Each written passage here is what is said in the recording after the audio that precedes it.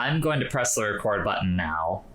And while Bree is off, I am going to get a Wikipedia page or two pulled up here. Yeah, Robin Williams. I was finishing up a rewatch of a movie. Oh? Not this movie. Not this. Yeah, I was gonna say not this movie. This, of course, being the Felix the Cat movie. I was gonna say this movie is too good for you to be rewatching. Yeah. You ever seen that? I've not. No. I've heard that it's a weird fucking movie, but I have not watched that Felix the Cat movie. Yeah. Hey, Will985 here. It is. I know not everyone knows Germa, so I'll be resisting Germa jokes. It's a movie where the main villain has like a penis dome and smokes farts to live. Into the penis dome. I'm smoking farts. Okay. I timed it purposefully that Bree would come in when I just mentioned smoking. When you mentioned smoking farts. All right. Spark and Bix next to the anus makes the farts ignite, and the getting so excited. Sky rockets in flight.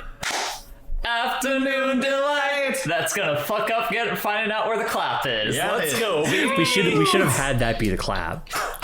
Yeah. All right, sky rockets in flight. Rockets in flight. Afternoon delight. Bridget, you gotta clap. It's okay. We can time it more properly. Now we have multiple claps on the recording. Yeah, that's great. Maybe we do it on the other end of the recording so you can tell which one it is.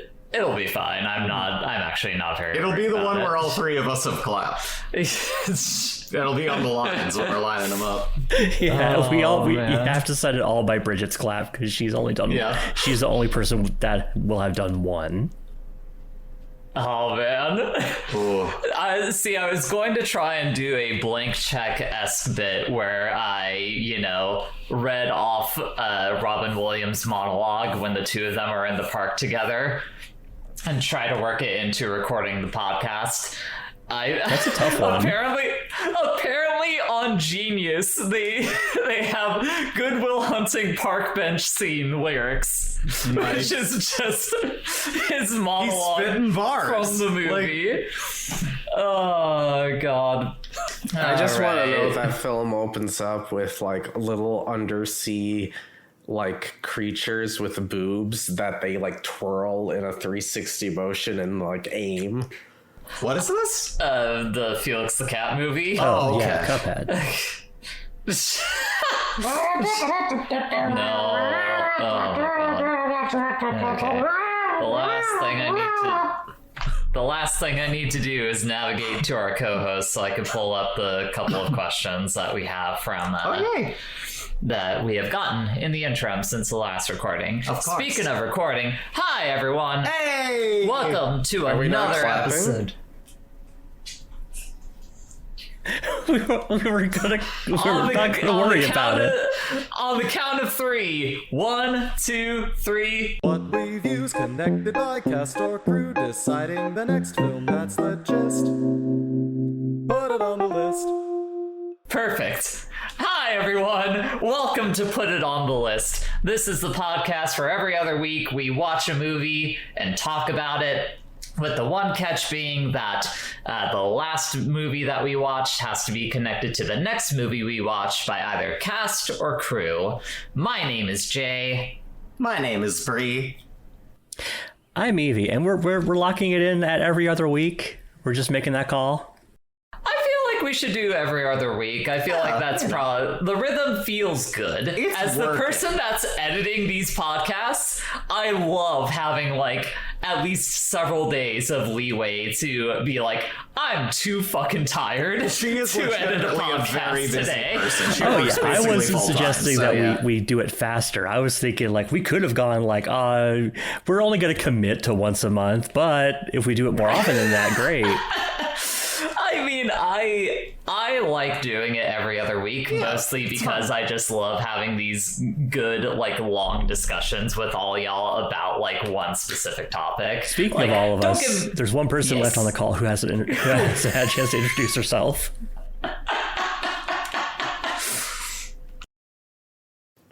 Hello, I'm Breezy. Wait, no, I'm No, that's not your name. no, that's I'm Bridget, and Hi. I Yes. am getting over a sickness, so I'm gonna sound extra deep today. Hello, everyone. Getting over a sickness. Husky. Only a diamond.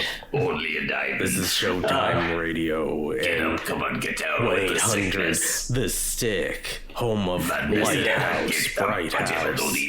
You did. What the fuck are you doing over there, Brady?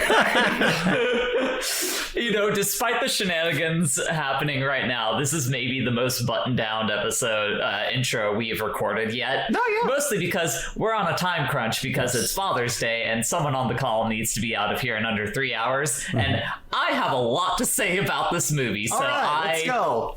I want to drill it down and make sure that I do not keep her for longer Drill than she down needs to those be kept. fathers, everyone. Now, what is the That's gist right. of this movie? Well, before we get to that, there's still some business to take care of beforehand. Right. First of all, very fitting that on Father's Day we're recording an episode about someone with deep trauma tied to their father. Father's Day is only for the fathers who deserve it.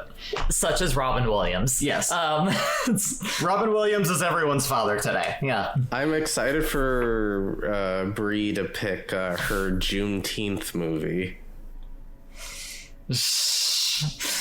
Well, we'll see what she decides based on that. It's okay, Brie. Okay. Don't worry about it. I can explain Juneteenth to you later. It's all right.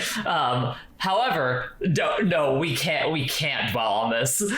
Bridget just shot me a look like, what the fuck? Why does she not know about this? Yeah, we can't stop by this. What are the questions? Yeah. All right, so first question, we got icebreaker questions on our co-host page, cohost.org/putitontheList. Oh, yes. Feel free to drop a question there whenever you can. First question, less of a question, more of a comment from, again, friend of the podcast, ONIRL, saying, I just finished listening to the Babe Pig in the City episode, and I just want to congratulate you on your restraint in not commenting on the fact about the name Dick King Smith, the author of The Sheep Pig, aka Babe, sounds like Dicking Smith.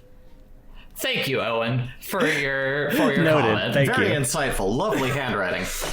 Second question. This one actually a question from Cybird on co-host. They ask, what is your best, worst piece of media? Something that you know objectively is garbage, but you enjoy it nonetheless. Ooh. I feel like that we have an expert on the call in regards to this question. Bridget, what is your best, worst piece of media?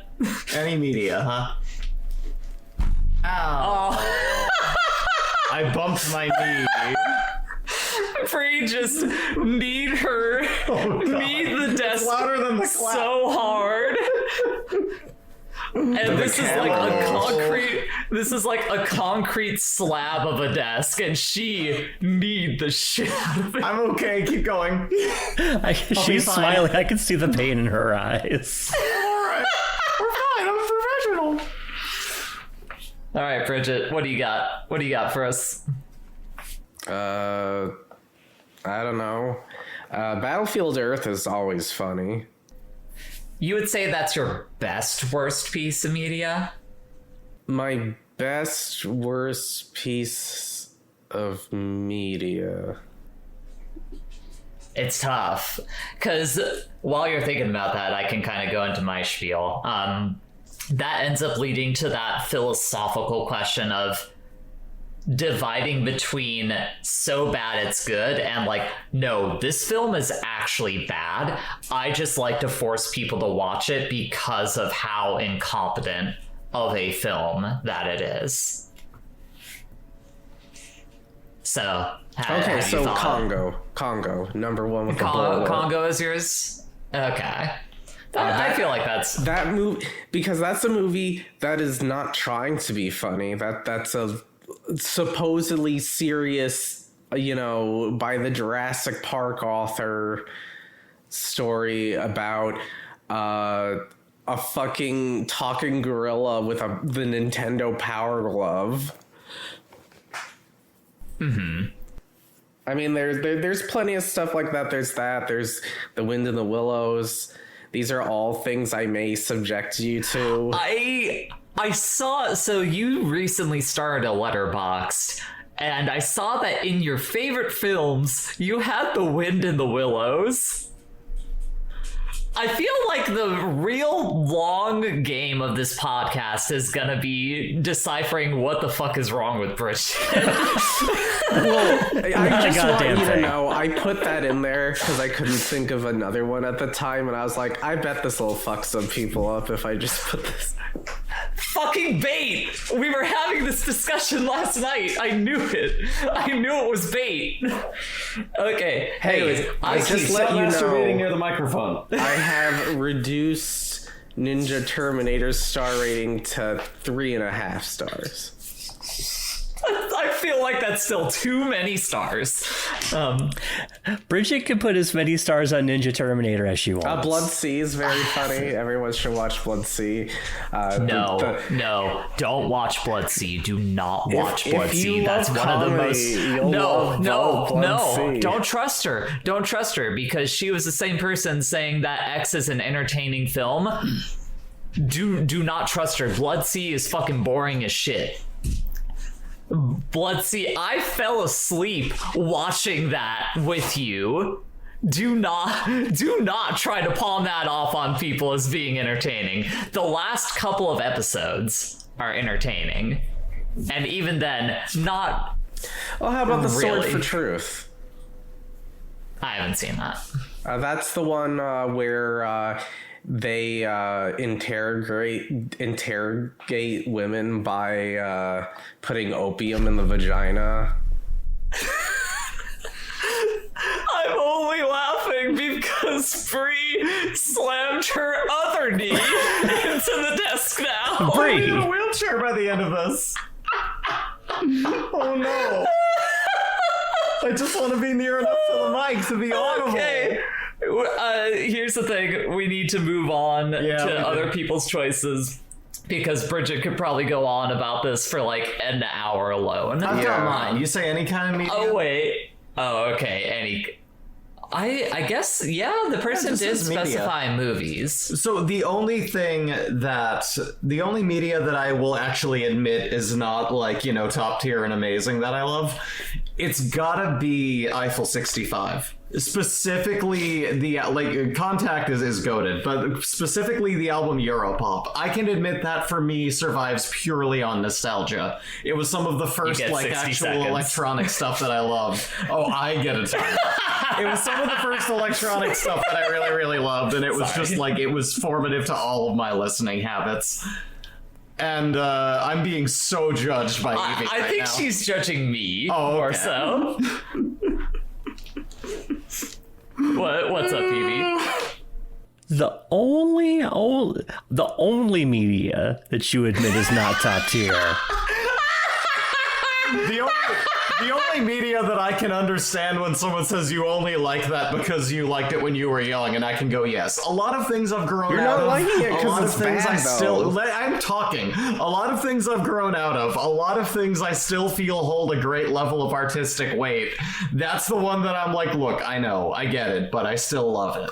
Well, here's the thing, Bridget. It's not that she isn't saying it's bad. She kind of led with that up front, saying that like she can admit that like for most people that listen to this, they will listen to it and be like, this is fucking stupid. Yeah. Why are you subjecting me to this right now? Like, that's why are you trying to make me take serious the Blue Dabba Diba guys? Because you need to listen to the rest of the album. Stop taking the aux cord from me. Anyway, that was definitely the you're scaring the hose, give me back the aux cord of my youth. But yeah, so that's where I'm at with that. That's the one thing I still enjoy that I can go, no, yeah, I get it. Yeah. Sure. Go ahead. Evie, you got one? Professional wrestling. Yeah, I can see that. I like plenty of trashy reality shows. Like, you know, I'll watch some Forged in Fire, and the spinoff from Forged in Fire, hosted by Stone Cold Steve Austin, where guys run through a knife obstacle course. Is it on the Broken Skull Ranch? It is not. It is not. Damn it! Wait, is it? I can't remember. It may be Steve Austin, or it might be Goldberg. I can't remember which one. But anyway, yeah, some wrestler hosts it. And the first one of the first episodes, there was a guy who came on with his like katana, and he had to like. It was too shitty to not get bent by the stuff he was doing to it, so he like stepped on it and tried to straighten it out with his feet. So like that kind of stuff, and also like, I don't know, videos about guns on YouTube. I think that's valid. So a couple counters. I think liking videos about guns is fine. Yeah. I remember there was one time where like the three of us were doing one thing and you were watching a gun video, and we could see you had like a look of fascination on your face at whatever you were watching, and we asked you what it was, and you were like, don't laugh at my shame. And it was just like, you know, someone showing off like a, what are those kinds of rifles called? It was hammer action. It was a bolt action. Bolt action, yes, that's it. It was a Krag Jorgensen. Showing off like a bolt action rifle, and like just how fucking smooth that thing reloaded. Like, I don't think that's bad. I think that's just you have a fascination of guns, and I think as long as you have, you know, the self-awareness to not be a weirdo about it in the same way that a lot of people with those hyperfixations on guns tend to be. We need more guns in the hands of leftists. It's all... We need more like forward-thinking people to have them. The problem is we're all too self-aware of our mental illnesses to put anyone at risk. But... And also, wrestling is one of the greatest art forms of all time. It combines so many different elements that I cannot define that as worst. When it's bad wrestling, yes, it is some of the worst media that has ever been presented to you. But when wrestling's good, wrestling's good. Shout out Machomania. When the Big Show takes over the Jetsons. My answer is Freddy Got Fingered. God, yeah. I'm surprised everyone in here did not at least name drop that movie. Because I don't consider that a bad movie. Yeah, I'm not sure if that movie's actually bad. I think that it is one of the most abrasive things that you can present to a normal human being. But I feel like you consider a genius work to be a lot of things that are abrasive to most human beings. Like, you love severely psychologically scarring shit that is high art. There's a difference between the abrasiveness of something like, you know, Funny Games, and the abrasiveness of a crude cartoon drawing being like, my hose! Freddy Got Fingered is a masterpiece. I am sure it will come up in discussion at some point. It'll come up on the list if I have anything to say about it. All right. One of these days. Any other questions, or no? We're good? No, that's all the questions. So we can hop right in. We sure can. And back. Hey, how's it going, everyone? Way to ruin the, you know, editing illusion. It's fine. That we're gonna cut in where we have the Right there. You don't know how my editing process works. I watch you do it. I contain multitudes, much like the main character of our movie, Will Hunting. Oh, yes. So, this week, we are discussing Gus Van Sant's Good Will Hunting. It is really good. Released in 1997, I believe? That sounds right. Yeah. I connected this movie from Saving Private Ryan, which features Matt Damon, via Matt Damon, who is our starring actor in this movie, and also one of the people that wrote this movie with his good old college buddy Ben Affleck.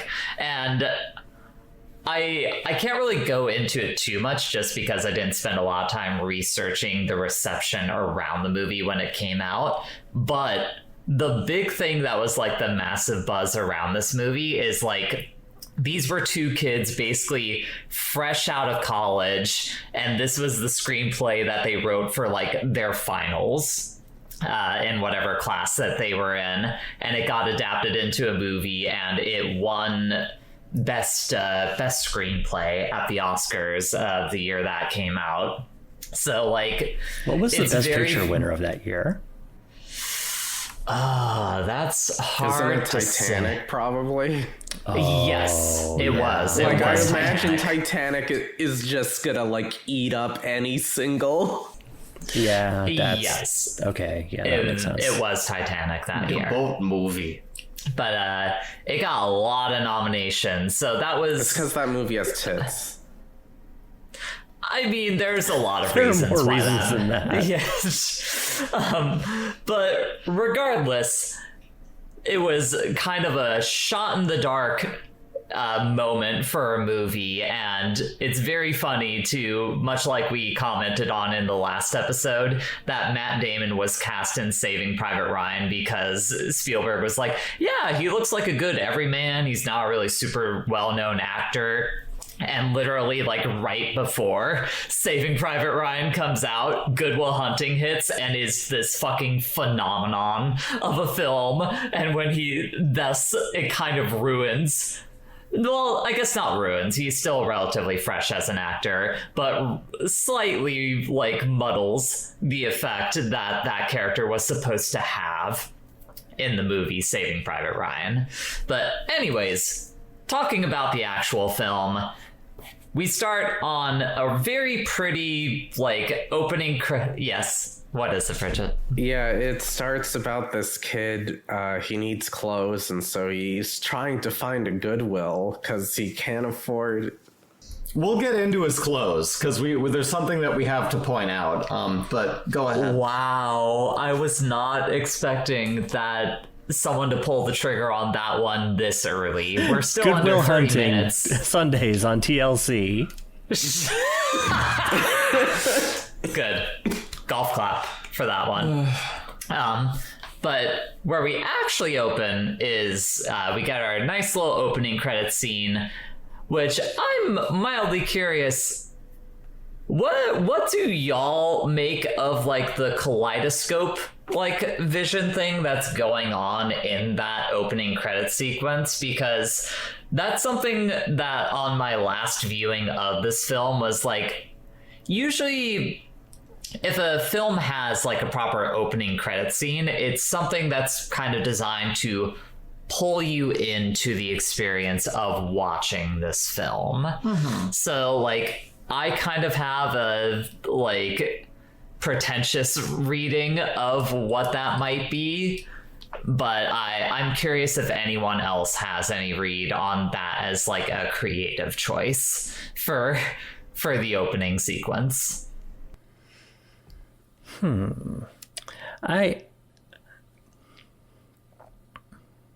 It really only like kind of hit me upon my rewatching it myself for my own notes, where it was like, I too was just kind of thinking, what's going on here?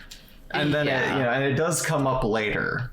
in some of his memories later on in the film, which we won't get into why, but yeah, that's the thing. That kind of vision only comes back one other time in the film. It's during a very pivotal scene, so we can't bring it up now, but it does happen again. That's the main reason why I feel like there has to be some significance. There does. But it might just be that they're like, well, we make this choice later on in the film, so this is how we should open it. So I don't know. That was an interesting thing to me. My like pretentious analysis is like kind of alluding to the idea of like a person containing multitudes. You know, with the kaleidoscope vision, you have this like fractalization of a whole variety of like objects, the main one being like, you know, text in a book of some kind, which we open after those credits into Will reading like some kind of textbook, some kind of high-level mathematical textbook. But it's almost that meme with the lady like looking at the numbers. Yeah. Yes, almost that infamous gif. I think my guess on it is a very serious moment causing a certain like fractalization in someone, causing I guess another word, a fragmentation of personality. Okay. Causing a distortion getting in the way of their true self. I think that's a very, very good. Thank you, Bree, for that one. Yes. But dwelling on the opening credits just a little bit longer, the score of this film, Danny Elfman knocked it out of the fucking park. It is such a pretty like main theme that this movie has, and it ties so well into a lot of the themes, setting. Like that composition is so fucking lush, and there's such a depth to it, much in the same way that there is a depth to Will's character beyond just being, you know, this, you know, savant, beyond just being this like kid from Southie. There's like an almost like Celtic instrumentation to it, which is reflective of Southie, which is infamously like a part of Boston where this movie takes place. That was heavily populated, predominantly so, by Irish Americans for most of the 20th century. And then the one last thing in that composition, as you get further into it, underneath all the like very lush, pretty like sounds like strings and woodwinds, there's just these little discordant elements bubbling underneath the surface, much like with Will and the trauma that he experienced when he was young. Do you know? Yes. Do you know the two other movies that Danny Elfman composed this year? That 97, you mean?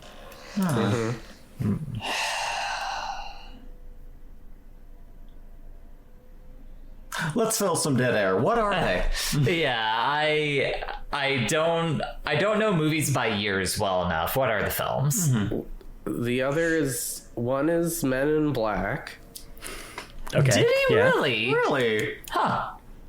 And the other, guess I of could believe course, is another Robin Williams movie. Is it Flubber? I knew it was Flubber.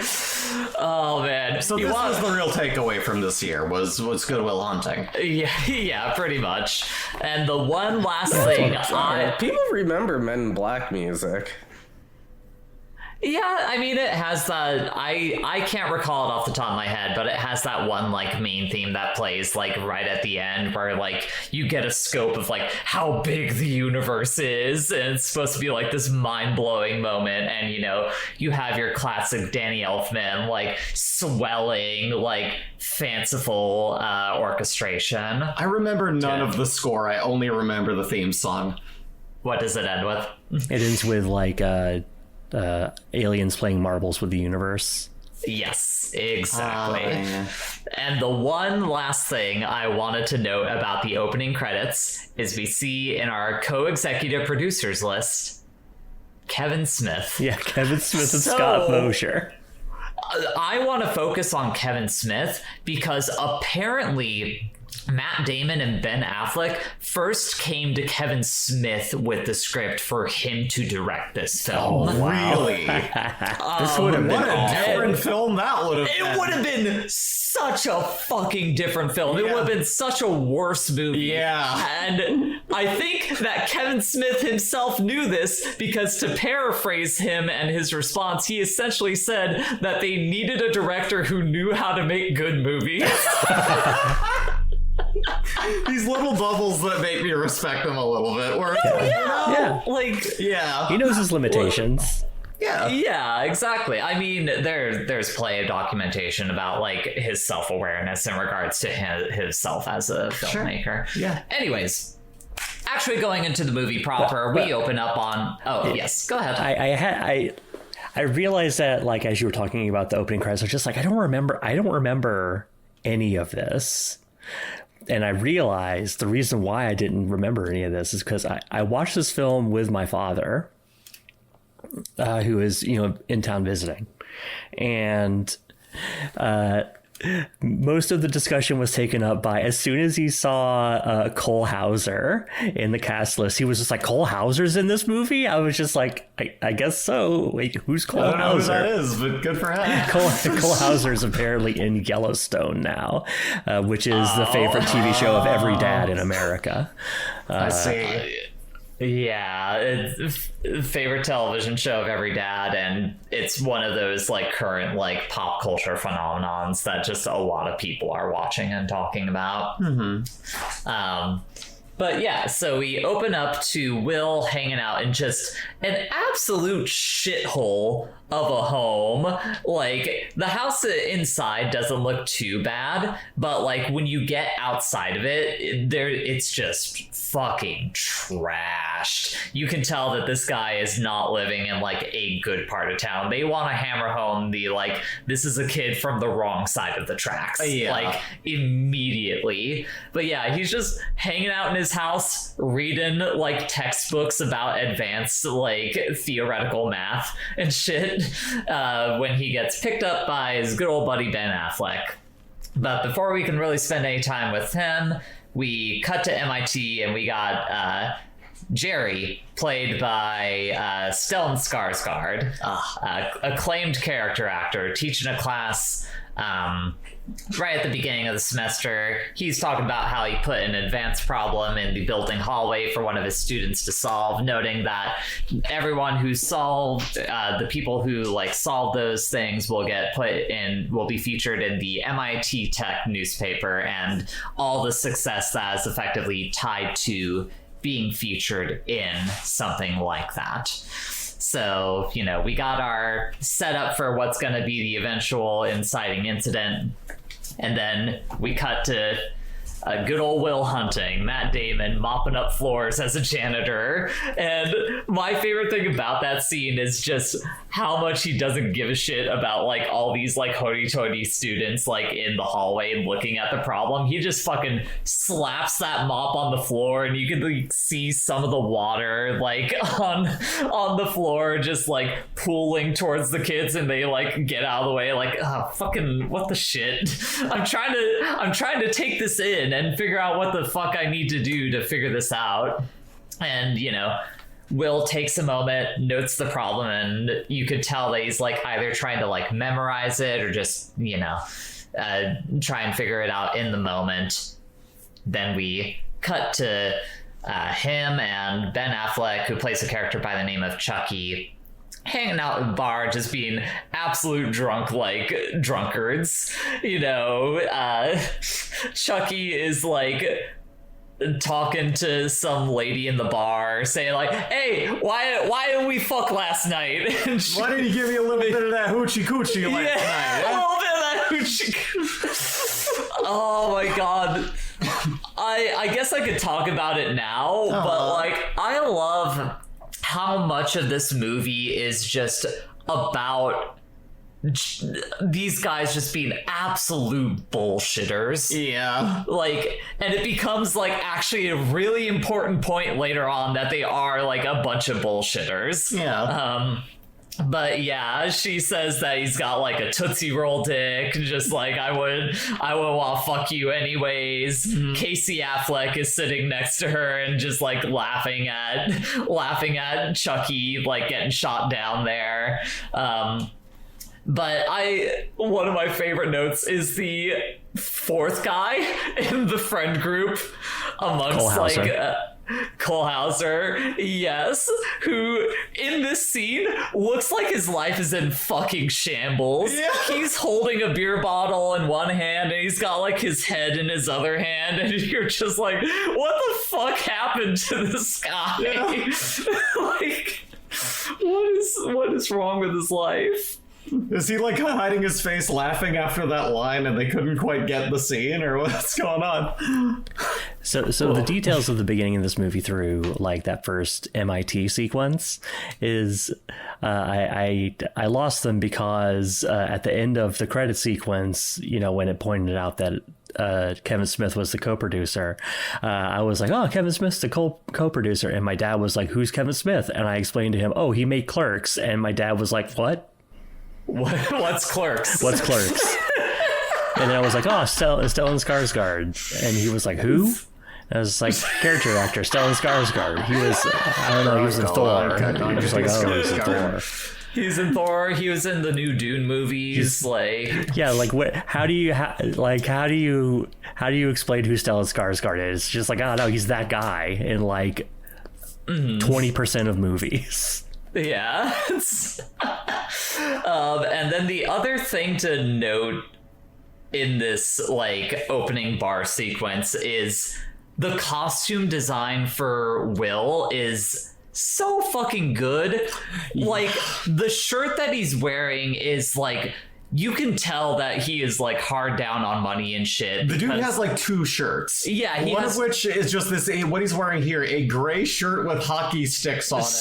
That just all of the little like tiny tears around every seam of it are like falling apart. And I've definitely had shirts like that back before I cared how I looked. And same. Yeah, and like just the I way probably still do. No, yeah, it just looks like moths have gotten to it. Just it's falling apart like crazy. But it's, you know, like up to like where the bend on the top of the neck is just open holes throughout it. Like this has been washed and dried beyond. Like, it's just like, kill me. Yeah, like just a good little bit of characterization. It's there's so many good small bits of characterization in this movie that it's.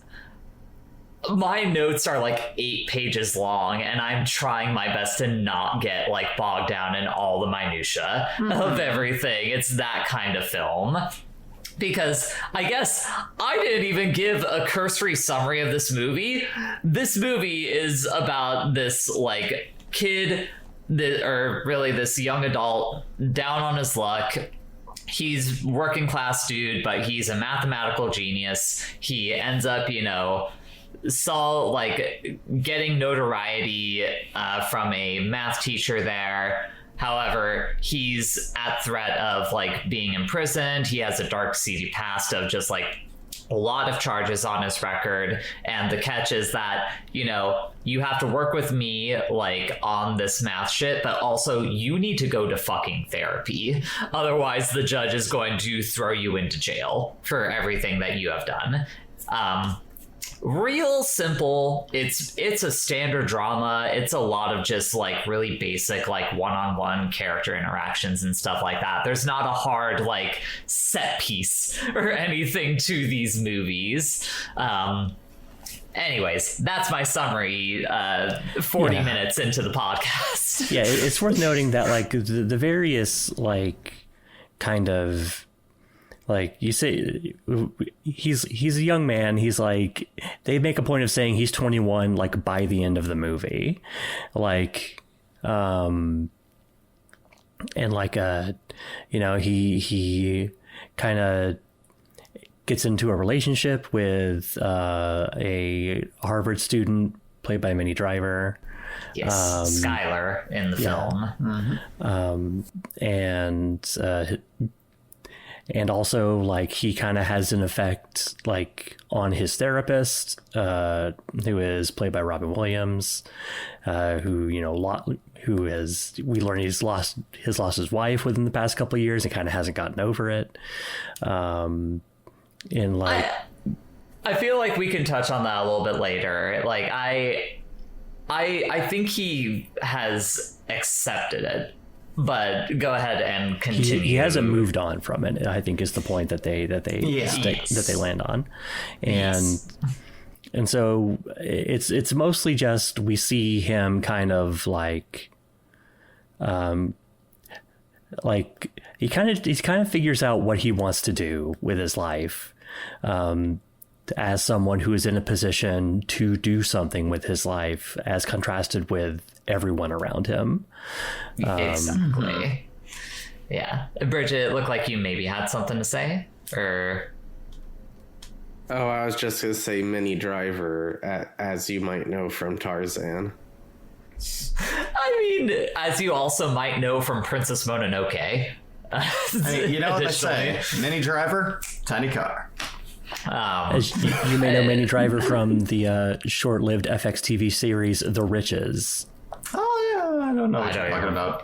Yeah, I don't even recognize that one. Anyways, in this, Eddie Izzard's the lead. For sure. And that's the real question: is Ben Affleck better, or is Matt Damon better or worse than a man raised by apes? In this film, or in general as a human being? I think there's no difference. Anyways, you know, they're hanging out in the bar. Will basically decides to call an early night. He's like, I'm tired. I just need to go home. That motherfucker is not tired. He goes home and is just working out the problem that he saw at the school the other day. Anyways, cut to next scene, batting cages, guys being dudes. This is a great guys being dudes movie. This is guys being dudes, the film. Yeah, we see a lot of guys being extremely dudes in this movie. Yeah, you know, it's Will and Chucky hanging out the batting cages. Will is like chucking pitches at him and is basically just trying to fucking smack Chucky with the ball because he's hogging the plate. And they're talking about like hitting up a bar over by Harvard, like later on in the week, kind of foreshadowing where things are gonna go later on. Anyways, cut to next scene. Skarsgård is at like a alumni reunion when one of his students approaches him and is trying to talk to him about someone having solved the problem. And Skarsgård's response before he hears that news is to try and hit on her, which is just like a real nice early showing that like sorry, I keep referring to him as Skarsgård. That's how I just prefer to. I like saying the name Skarsgård. It's a fun cellar door quality. Jerry just shows you he's kind of a piece of shit. Yeah, this guy kind of sucks. Yeah, we see him hit on students constantly throughout the movie. Yeah, he's a real piece of shit. It's real fucking gross. In case you gain any idea that this man is some above everyone fancy person, he thinks that, but he's just kind of a dick. Yeah. Anyways, we cut to the boys hanging out watching a Little League game. Casey Affleck, Morgan, I believe his character's name is. They're all drinking. Yeah, they're all drinking. They got their shit in like paper bags, like brown paper bags. Takes me back to my Four Loko days. They're eyeing a couple, first focusing on the girl's ass, and then Will points out like, oh hey, that guy that she's with used to beat me up in kindergarten. And they just decide like, we're gonna leave, we're gonna go grab some food, it's fine, we don't need to focus on that. They go hit up a burger spot. I thought I had a double burger.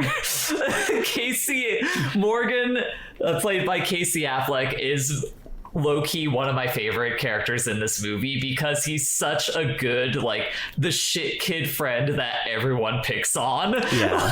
I might have used to be him. Aw, I'm sorry. Pre-trans, when it was bad economy, I couldn't find a job, and I was always the one people had to buy food for. I felt it. I did. Yeah. That one that just hadn't even caught up with the other kind of like non-there people. Yeah. Where you're just like, Yeah, you're out of your element. Chucky is just fucking grilling him about the fact that he's not able to afford the burger. It's like, what do you mean your burger? I bought it. I put it on layaway. You give me the 16 cents you have now. You do that at once a week. Gotta set up a good line of credit, you know? What do you think I have? Burger welfare over here? Yeah. Yeah. Anyways, they're driving around after Here's your fucking burger. He throws it at him finally. He does get his burger. Yes, that's the important part. Is, you know, they give him shit, but at the end of the day, they are still friends. Yeah. And they watch out for each other and they take care of each other, as they show in the next scene where they're driving around after getting their burgers. They see that same guy from earlier who's like harassing some random girl on the street, and Will is just like, all right, we're gonna go fucking jump him. Like, we're just gonna beat the shit out of this guy. Let me give you the context for like why he's doing that. Not only for the fact that they're harassing a girl, but he mentions at that Little League game, that guy used to beat my ass in kindergarten. I said that. Yes. Kindergarten. Not only was it so rough there that people were getting their asses beat in kindergarten, but he still holds on to that. He still holds a grudge on it. It's so funny. I mean, it kind of just goes to show, you know, when bad shit happens to you as a kid, you kind of carry that with you. You sure as do. we will find out later on in this movie. Mm-hmm. Yeah, I like the sequence where, like, as you see them like decide that they're gonna fight those guys, and it's just like, well, we're gonna go, and like Morgan's like, I don't want to go. He's just like, you're gonna go.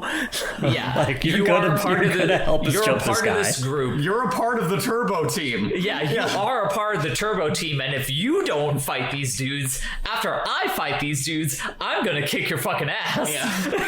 Like, anyways, the fight scene is very funny to me because you can kind of tell that they like didn't have a choreographer, or at the very least like not a lot of stunt people, because they have to like use slow-mo on every like thrown punch or kick, because the actors had to be careful not to actually hit each other. There's also an almost like blissful and like almost peppy song playing over that. Anyway, like, we're fucking this guy up, and they really are. There's blood, there's scars. Like I remember that. Like I remember like recognizing that song, but I can't remember what it was. I don't know offhand. Too bad. Yeah. We'll talk more about the soundtrack once we start getting to the Elliott Smith songs. Don't worry. Jay will. Anyways, at this point, you finally get your first like real signs that Will's got some shit wrong with him, because he goes fucking ham on the guy that bullied him in kindergarten, and as the cops are like trying to arrest him, he like shoves an officer, like kicks an officer off of him, like just like knees him right in the gut. It's like, hey, we stand a real king, let's fucking go. Hey, cab. So wait, I think Evie came to a revelation. What's up? Yeah, it's Baker Street by Jerry Rafferty. So it's it is about, like, at least like in part, a guy like being unable to let go of the life that he's living, and as a result is just gonna constantly run himself into the ground. So anyways, after that, we go back to the classroom. Jerry goes in, sees that it's just stuffed to the brim with people who are wanting to find out like who solved this problem. It's, you know, he does this like call to be like, whoever it was, stand up, our mysterious hero, and no one fucking stands up. So he's like, well, fine, fuck it. We put another problem up on the board. It took us 2 years to prove this, so good luck out there. Damon gets released. He has an arraignment like set for next week, and you know, we cut back to the school. He's fucking buffing the floors, and he sees that new problem and is immediately getting to work on it when Skarsgård like walks out into the hallway and sees him drawing. Will is like immediately apologizing, so sorry, just kind of walking off. Yeah, so Jerry thinks that he's like drawing dick butt or something on the hey, you can't draw graffiti on there. Yeah. Get out of there. You basic mop boy. Yeah, that's a bunch of people's work. They had like a tit-a-tat as Will is trying to walk away from Hey, go him. fuck yourself. Yeah. Yeah, basically. And, he disappears into one of the janitorial rooms before Jerry rounds the corner, so he loses track of him. Cut to the bar hopping down by Harvard Yard. They parked the car down in Harvard Yard. They parked the car in Harvard Yard. They also use the R word a lot in this movie, but Yes, it was different time. It was a different time. Over a Cabernet Sauvignon. Go ahead. With a lasagna. Go ahead. But yes. They're in a fancy bar. You can tell that it's like a bar near like a affluent school because they got like proper like foosball tables. Like they got those like arcade like basketball hoop shooting games and everything. Nicer than their local dive. Exactly. When Chucky sees They got that Poop City Slamma Jamma going down. Why would you say that? We can't go down this road. We can't get bogged down by the Poop City Slamma Jamma because in this moment, Chucky sees Minnie Driver, aka Skylar, sitting across the bar and tries to hit on her and her friend by pretending that he took a class with her, that he simply says it was history. And fucking the guy that I will refer to as Michael Bolton, which for anyone who doesn't know, he was a very popular singer in the 90s.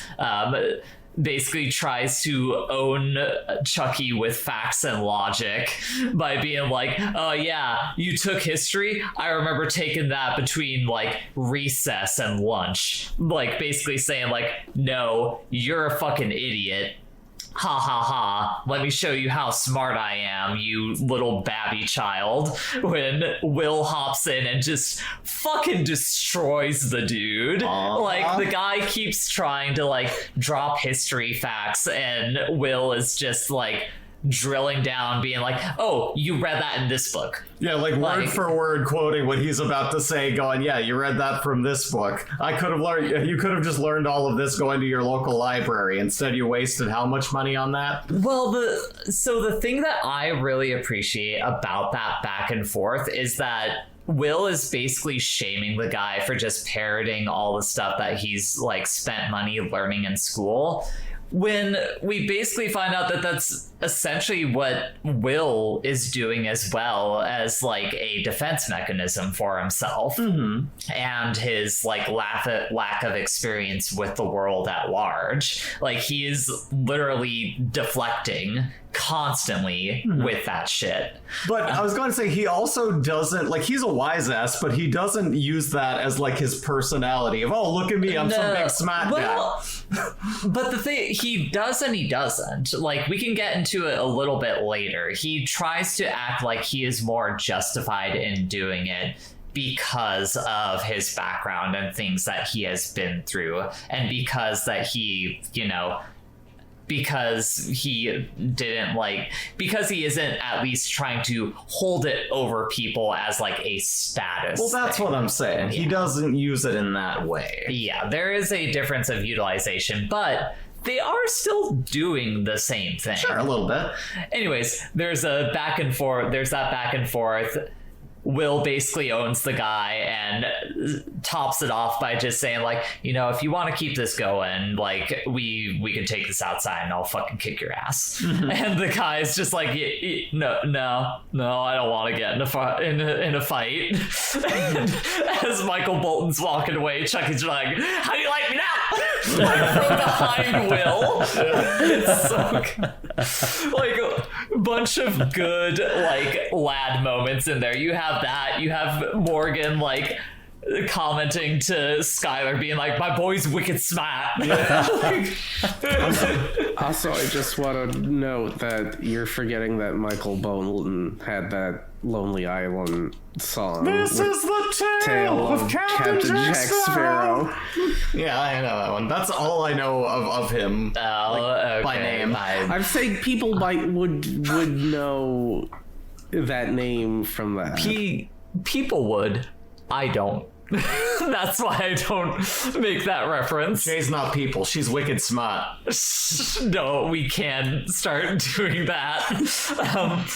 So, anyways, time passes in the bar. Skylar is getting ready to leave when she walks up to Will and is just like, I've been hanging out over there, like, waiting for you to come talk to me, and it's just like, but now I'm fucking tired. I need to go home. Here's my number. Let's go on a date sometime.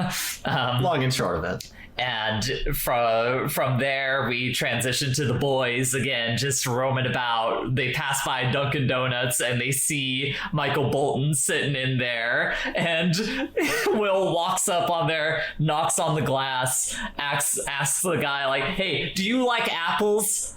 And we get one of the most infamous lines from this movie. When the guy says yes, he slams the number on the window and says, well, I got a number. How do you like them apples? And walks away.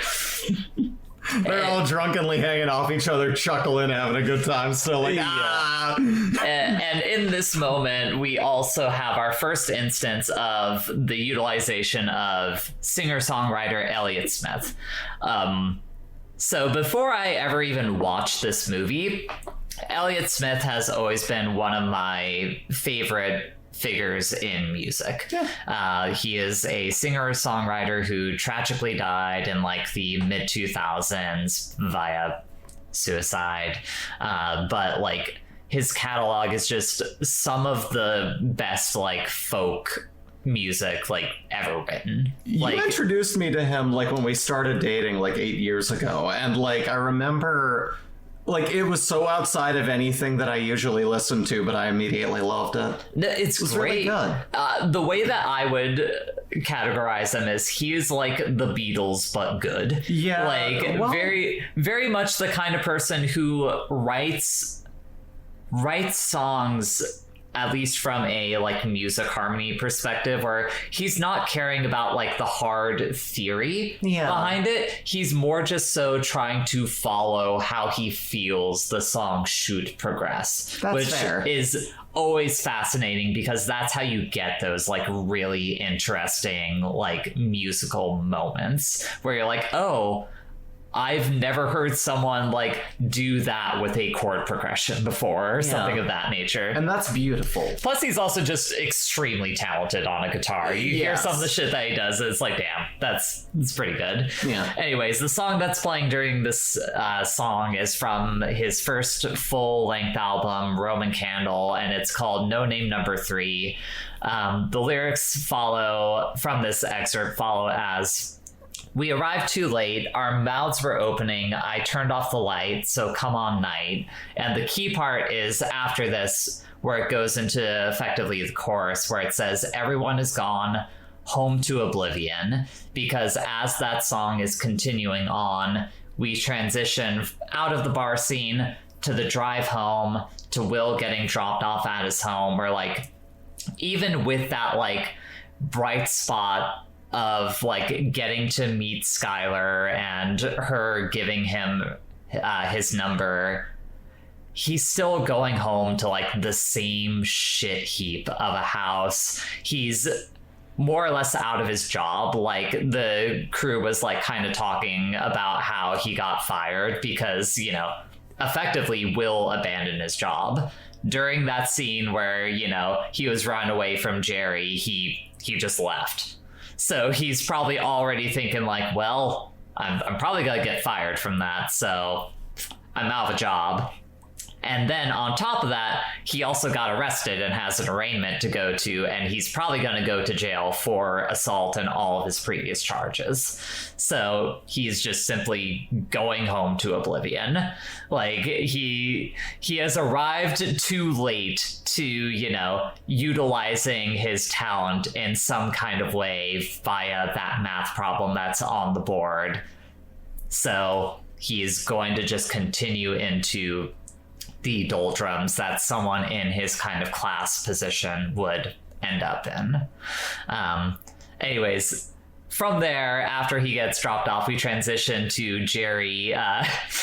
Another great working class moment of Jerry trying to talk to the maintenance team at the at MIT to find out about Will. Like, I love how much this movie is like just about treating the working class with fucking dignity in some way or another. Like, yeah, like there is dignity in that work, and they literally say it like on their face later on in the movie, but they also can acknowledge like, no, yeah, I mean, our lives are kind of shit. We are kind of stuck in our positions that we are in. Yeah. Anyways, in the back and forth between Skarsgård and the maintenance guys, we find out that Damon got that janitorial job through his parole officer. So we know already, oh, it's not just that one thing. He has been arrested before. This is an ongoing thing. This shit ain't nothing to me, man. Yeah. I want to note that, like, he's popped up a couple of times in the movie by this point, but Jerry's teacher's assistant, Tom, is just like absolute kiss ass. Fucking sucks. He totally Maybe sucks. Maybe the actual worst character in this movie. Just it's so funny. Yeah, like he is funny via how much of a kiss ass he was, but you know that if you knew a person like this in real life, you would despise them. Oh yeah, 100%.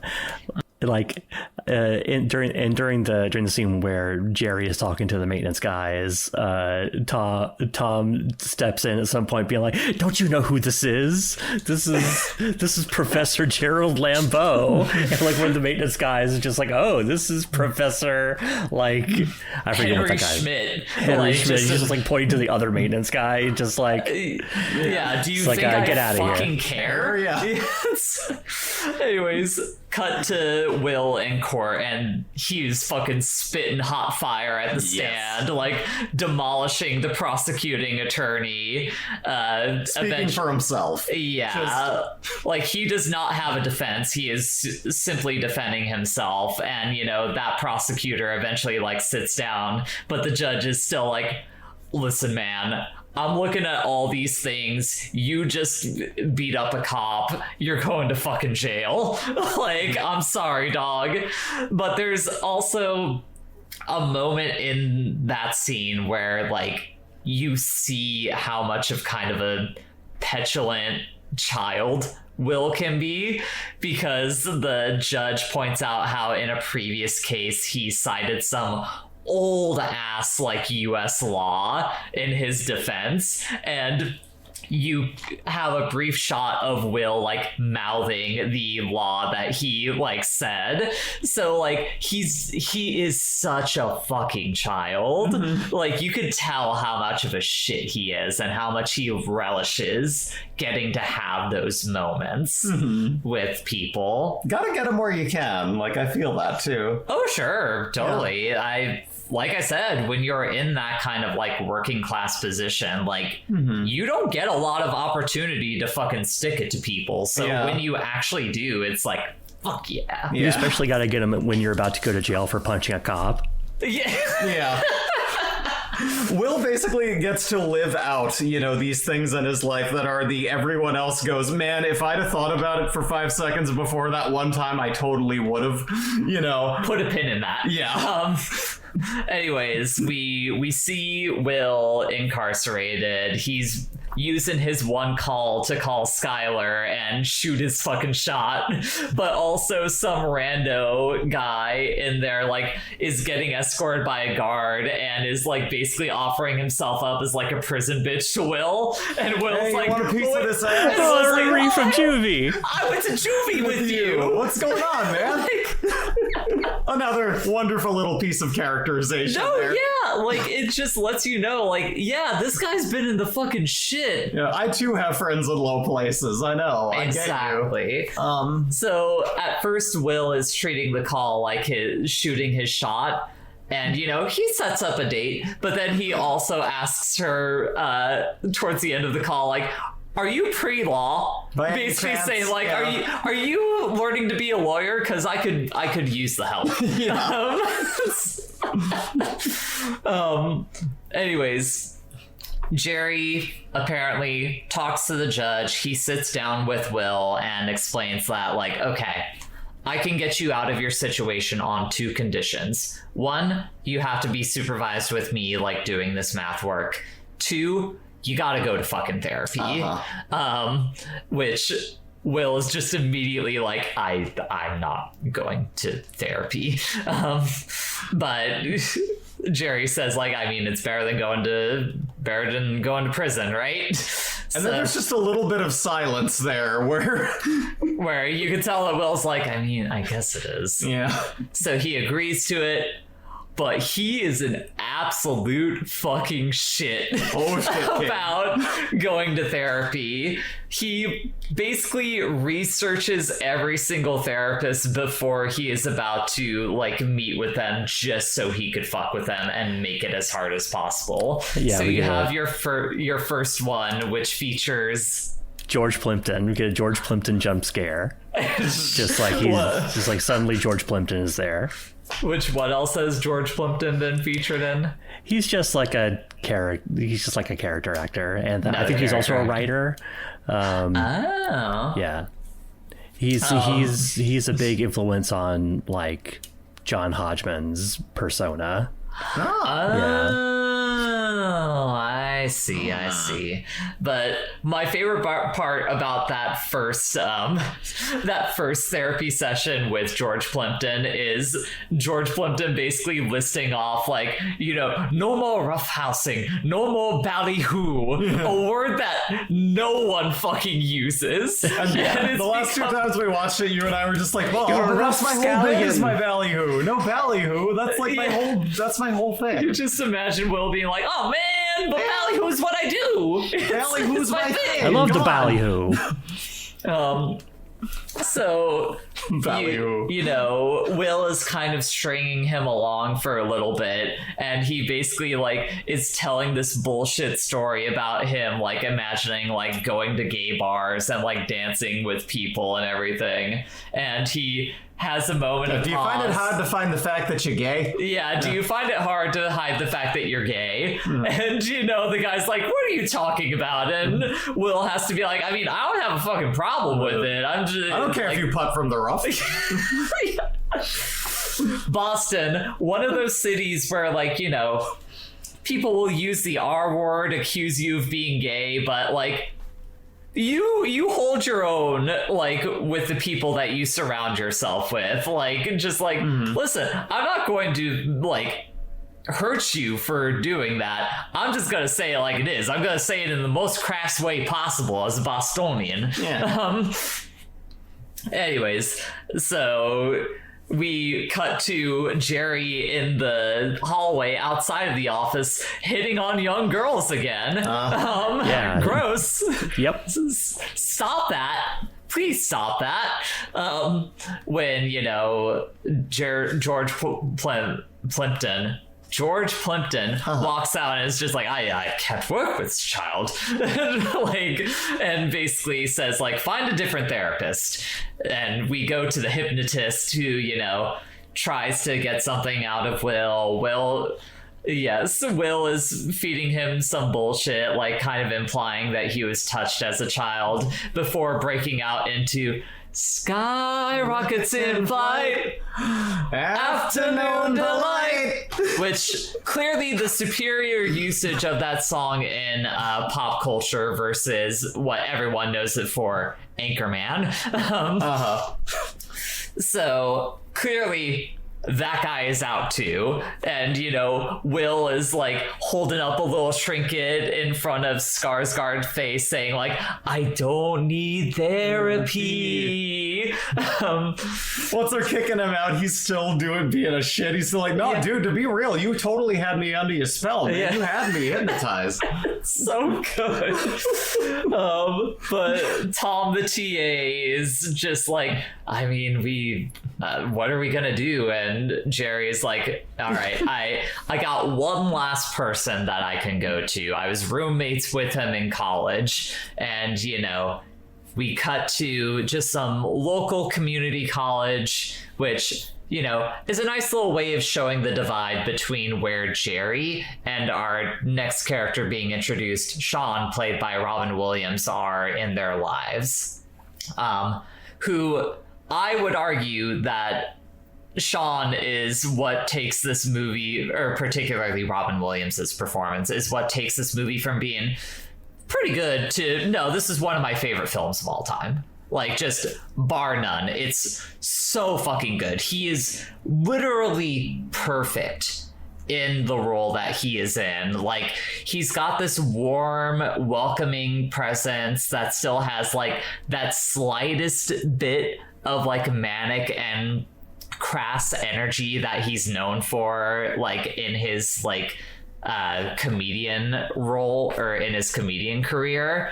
Like, I could believe that every time that he is telling a joke in this movie, it's just fully improvised on the day of shooting, and that every single time you see someone acting with him in the scene, like laughing at it, that was also not scripted. Yeah. Like, that is how fucking good he is in this movie. It's that genuine. Yeah, it is phenomenal, and it's so sad to me that this is the only movie that Robin Williams ever won an Oscar for. Oh yeah. Because I feel like the argument could be made that he is one of the most underrated actors of all time. 100%.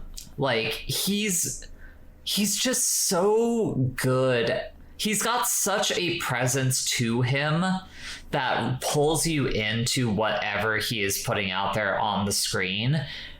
But also, he just is good at what he does as an actor. Like, you see him in movies like this. You see him in something like 1 Hour Photo also, where he's just like this incredibly menacing performance. Like, you could tell that he has a fucking range to him that he never really got to fully utilize throughout his career, both because of, generally being typecast into either comedy roles or like roles like he did in this movie. Like, don't get me wrong, he's perfect in this role, but he has a depth to him. Yeah. And also just because of his tragic passing, like I would say that Robin Williams is probably one of our great national treasures in the US when it comes to like celebrity. Yeah, the world got a bit darker when we lost him.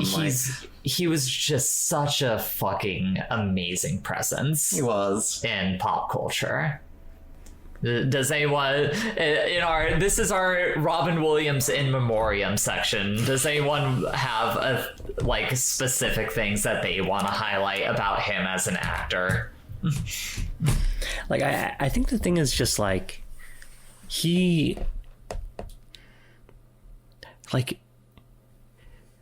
all everything you said about that is true, about him is true, where like he has this like incredible depth and like it just like a singular sort of like energy that he could pour into a performance or like use to like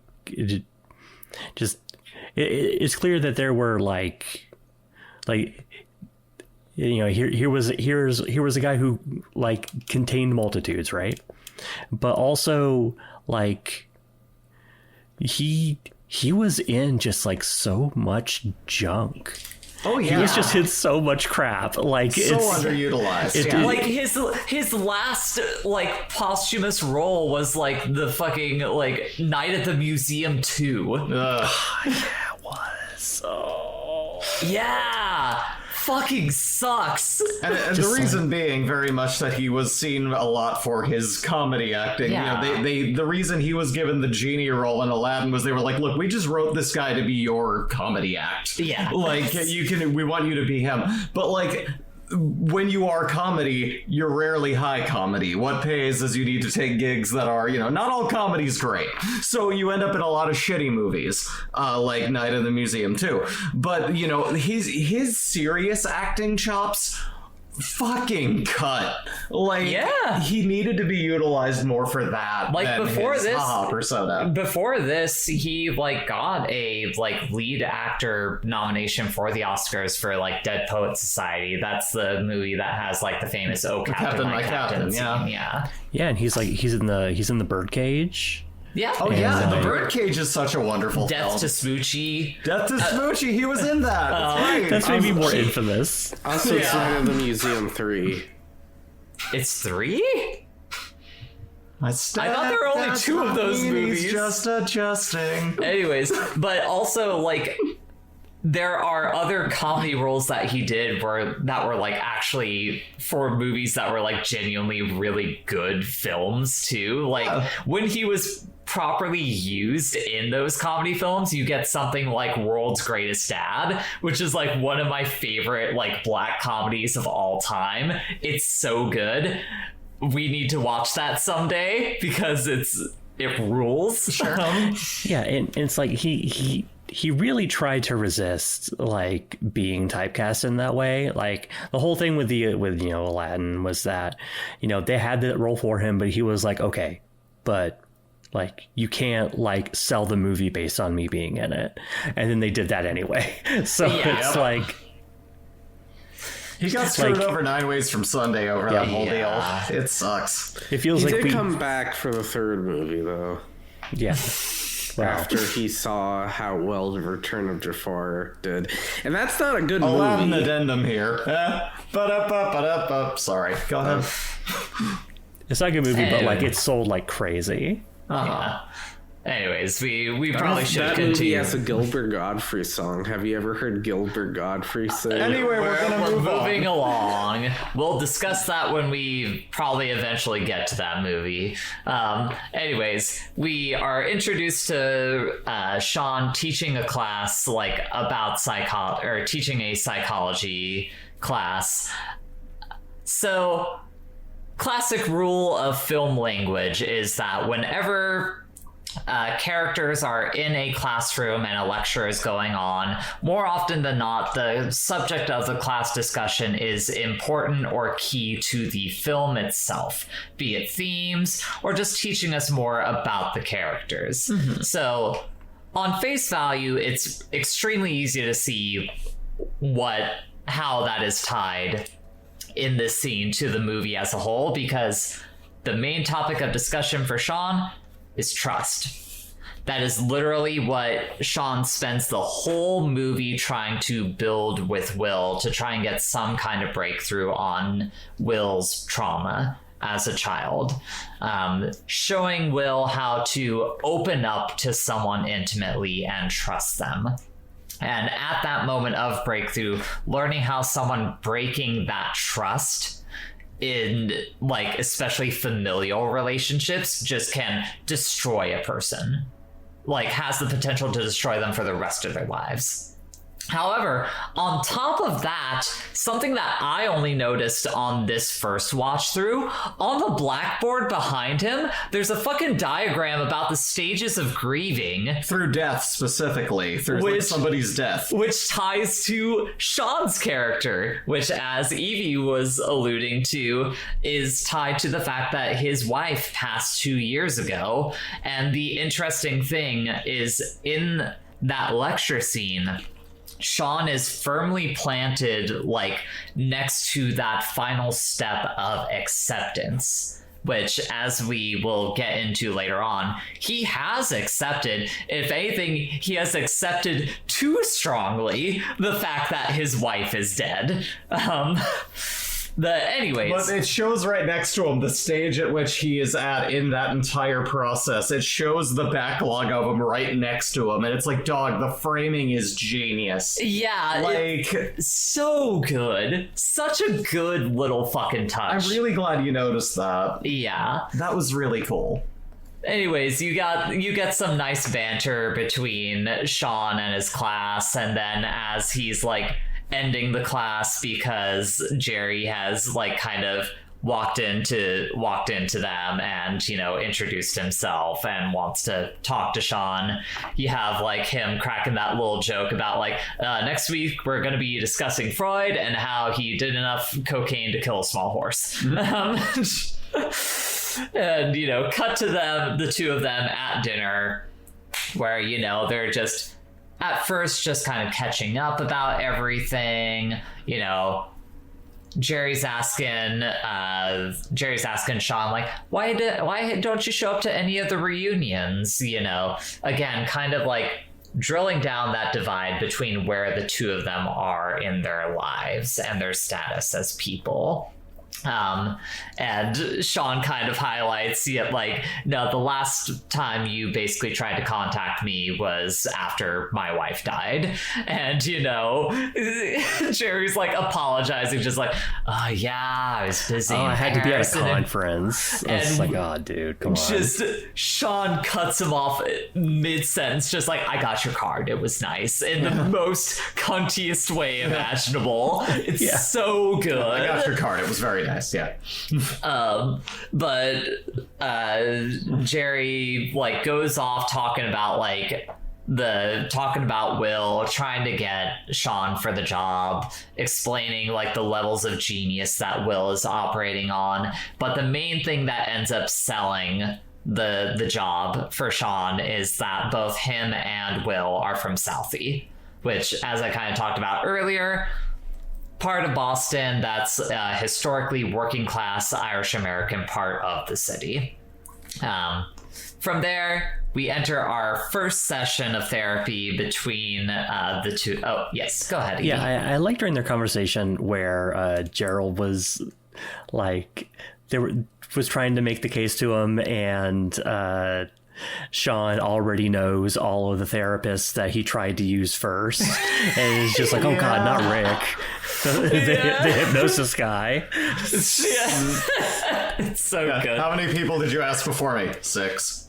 I mean, and in that moment, that's kind of Sean also like bullshitting Jerry like a little bit, another like little bit of that where like you can tell that he's listing these off like kind of as a joke to be like, yeah, how many people did you like hit up before you had to come to me for this? Like, I was your last fucking option.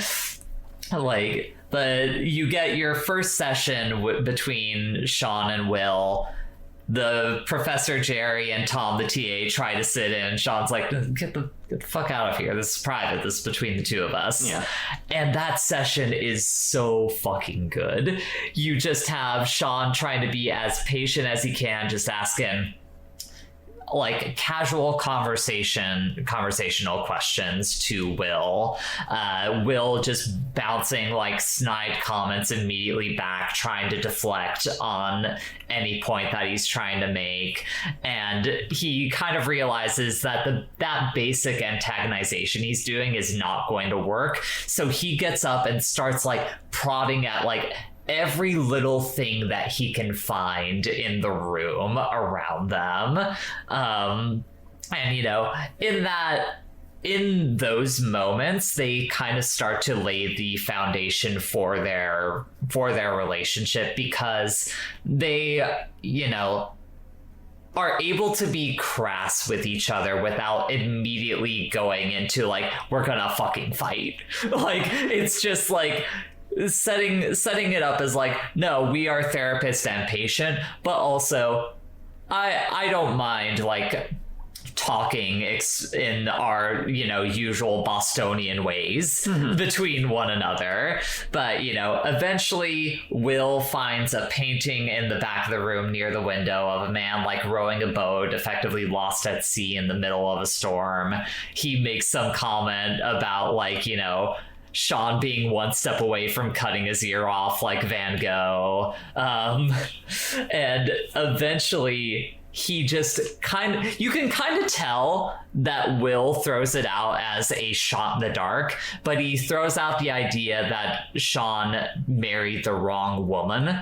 And Sean is just immediately like, don't you ever fucking mention my wife again. Takes like him that. by the neck and No. You don't even get that immediately. Really? No, at first. Yeah, he's like, watch it, Chief. Yeah, he basically gives him an initial warning, just like, this is not a fucking path that you want to go down. And you see just the slightest smirk in the corner of Will's face, and he's like, I got my opening. And he just drills down at that. And, you know, my favorite detail in that scene is Sean taking off his glasses and doing that little whistle before he goes to fucking choke Will out, because that is his true last warning, where he's like, listen, if you're smart, you're gonna pay attention to my body language and know to shut the fuck up. But he does not, and, you know, grabs him by the fucking throat and pushes him against the wall, basically saying, like, if you ever fucking talk about my wife like that, I will end you. I will fucking end you. And Will looks at the clock and is like, time's up.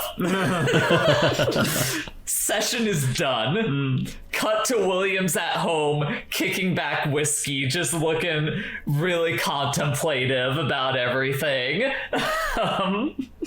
Like, there's a bunch of, like, bottles of, like, Black Label filling up his sink. This man has not, like, you know... He's not been taking care of himself. Yeah. But, like Evie was talking about earlier, like, he has accepted the fact that his wife is dead. He's back to functioning and doing his job, but he hasn't moved on. Yes. In his personal life, he has not moved on past this.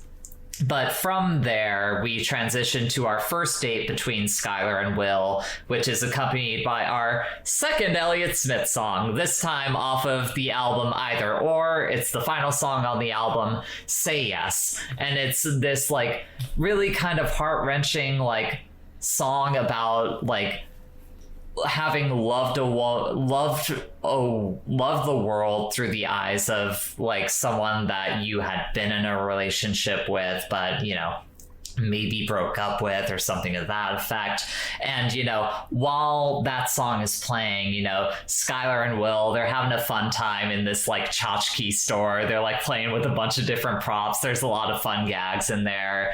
And, you know, you have, like, actual back and forth between the two of them, and you hear Skylar kind of, like, dropping some details about what her future looks like, where she's saying, like, oh yeah, once I graduate in June, I'm gonna be moving out to California. And Will kind of jokingly deflects, but says that, you know, oh, you're just gonna use the sailor and then move along, which you kind of end up finding out that, like, no, that is an actual deep-seated fear of his. And, you know, the bridge of that song kind of really ties into that idea, where Elliott Smith is, like, singing, crooked spin can't come to rest, I'm damaged bad at best, she'll decide what she wants, I'll probably be the last to know, no one says until it shows, see how it is. God, they want painful. You or they don't. Yeah.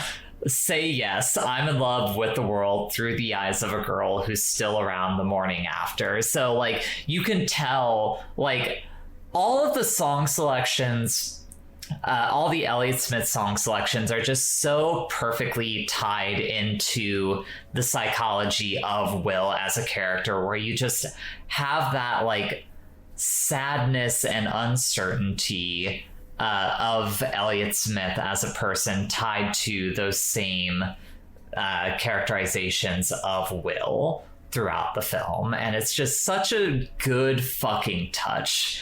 It's absolutely gorgeous. I love it.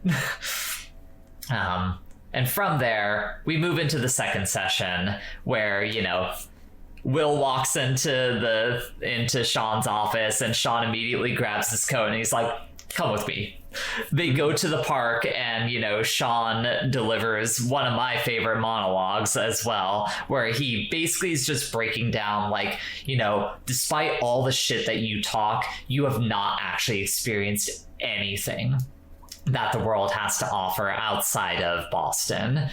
But the key thing in there, and the thing that sort of helps with breaking the ice and building the trust, is he highlights that, like, despite the fact that I know this, I also cannot truly know the multitudes that you as a person contain because you don't fucking open up to anyone.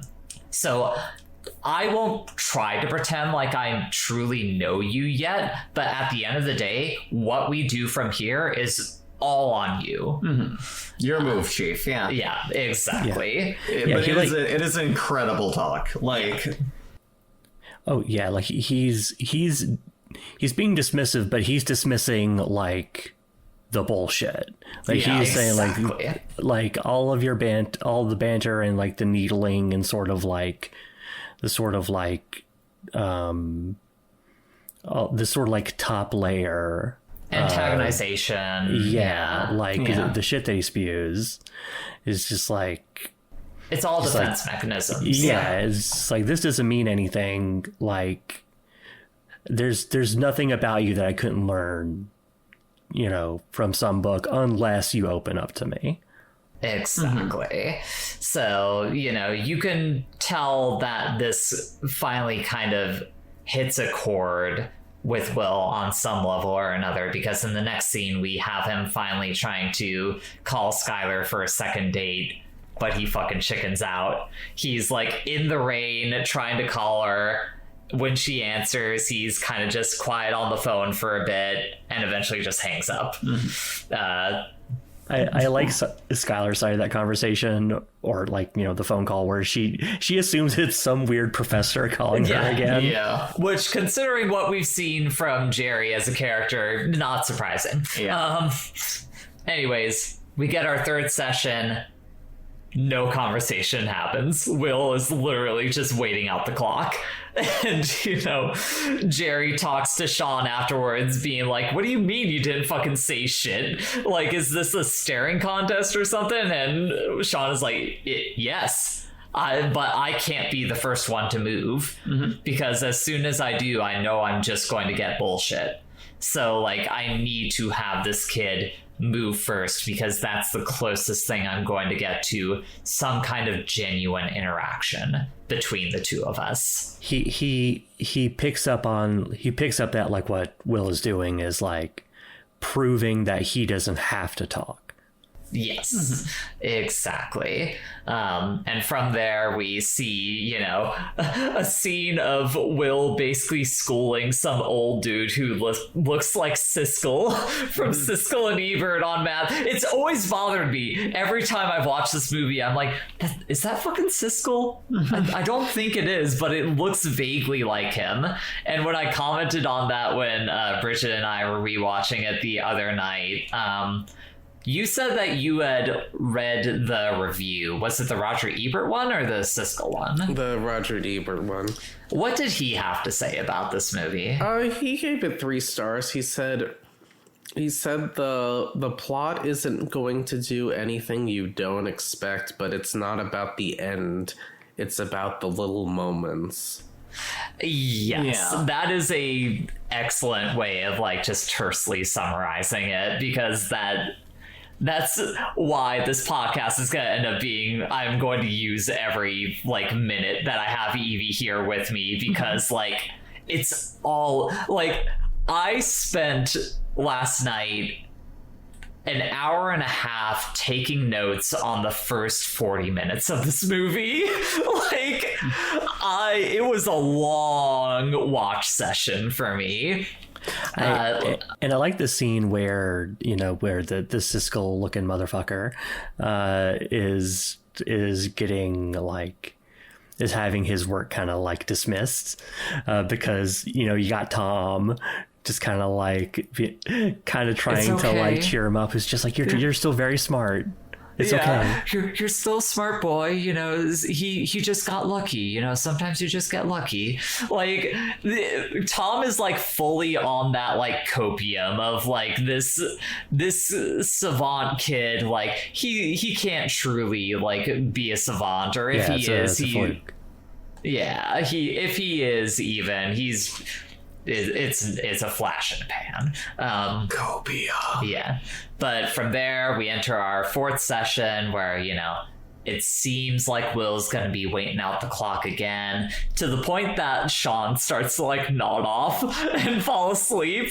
And then, Will notices that and is like, I guess I should probably wake him up at the very least. So he cuts into some bullshit story about a flight that he had been on one time.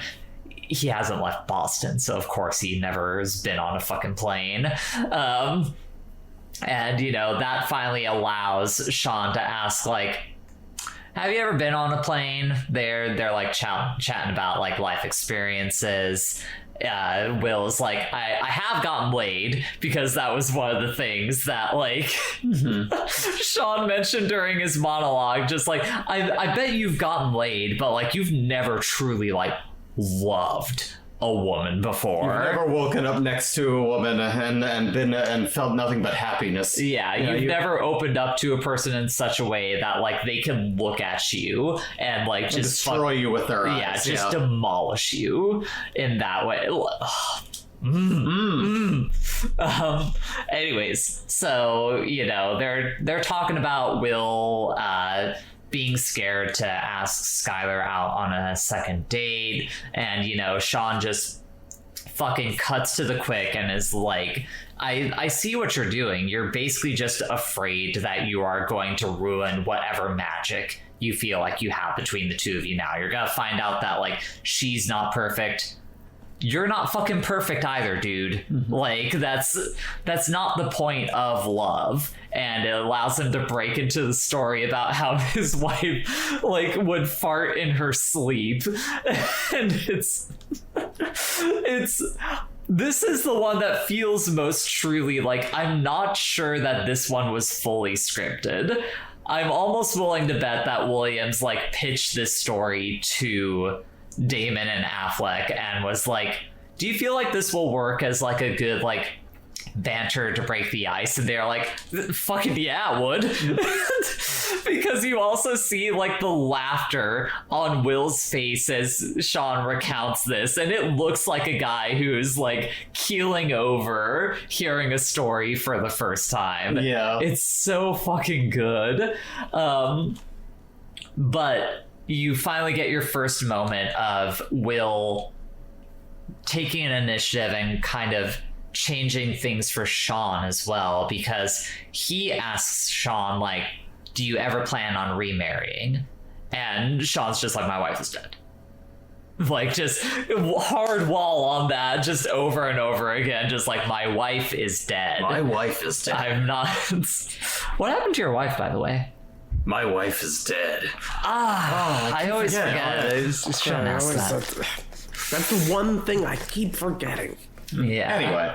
But yeah, so earlier Sean had delivered some line about oh yeah, that's a fucking great philosophy, champ. Just sit on that thing, never play your hand, and regret, because you'll never actually have to know anybody. Yeah, exactly. And Will turns that on Sean at the end and says well, I think that's a great philosophy. That way you never have to truly ever know a person ever again after having been with your wife. And the time runs out on the session, and you can tell that Will is sad that the two of them aren't able to converse more. You can see he's looking up at the clock fuck, damn it. I wish I had gotten to chat with him a little bit more. And, after that, we have Will going over to Harvard Yard again and trying to ask Skylar on a date. She's got homework, and he's like, oh man. Walks out, but almost immediately comes back with the homework solved for her on a fucking little napkin, shitty restaurant napkin, being I couldn't wait, let's go on the date. She's like, I do need to learn this shit, right? And he's like, yeah, but you got plenty of time, right? And she's like, oh, okay, fine.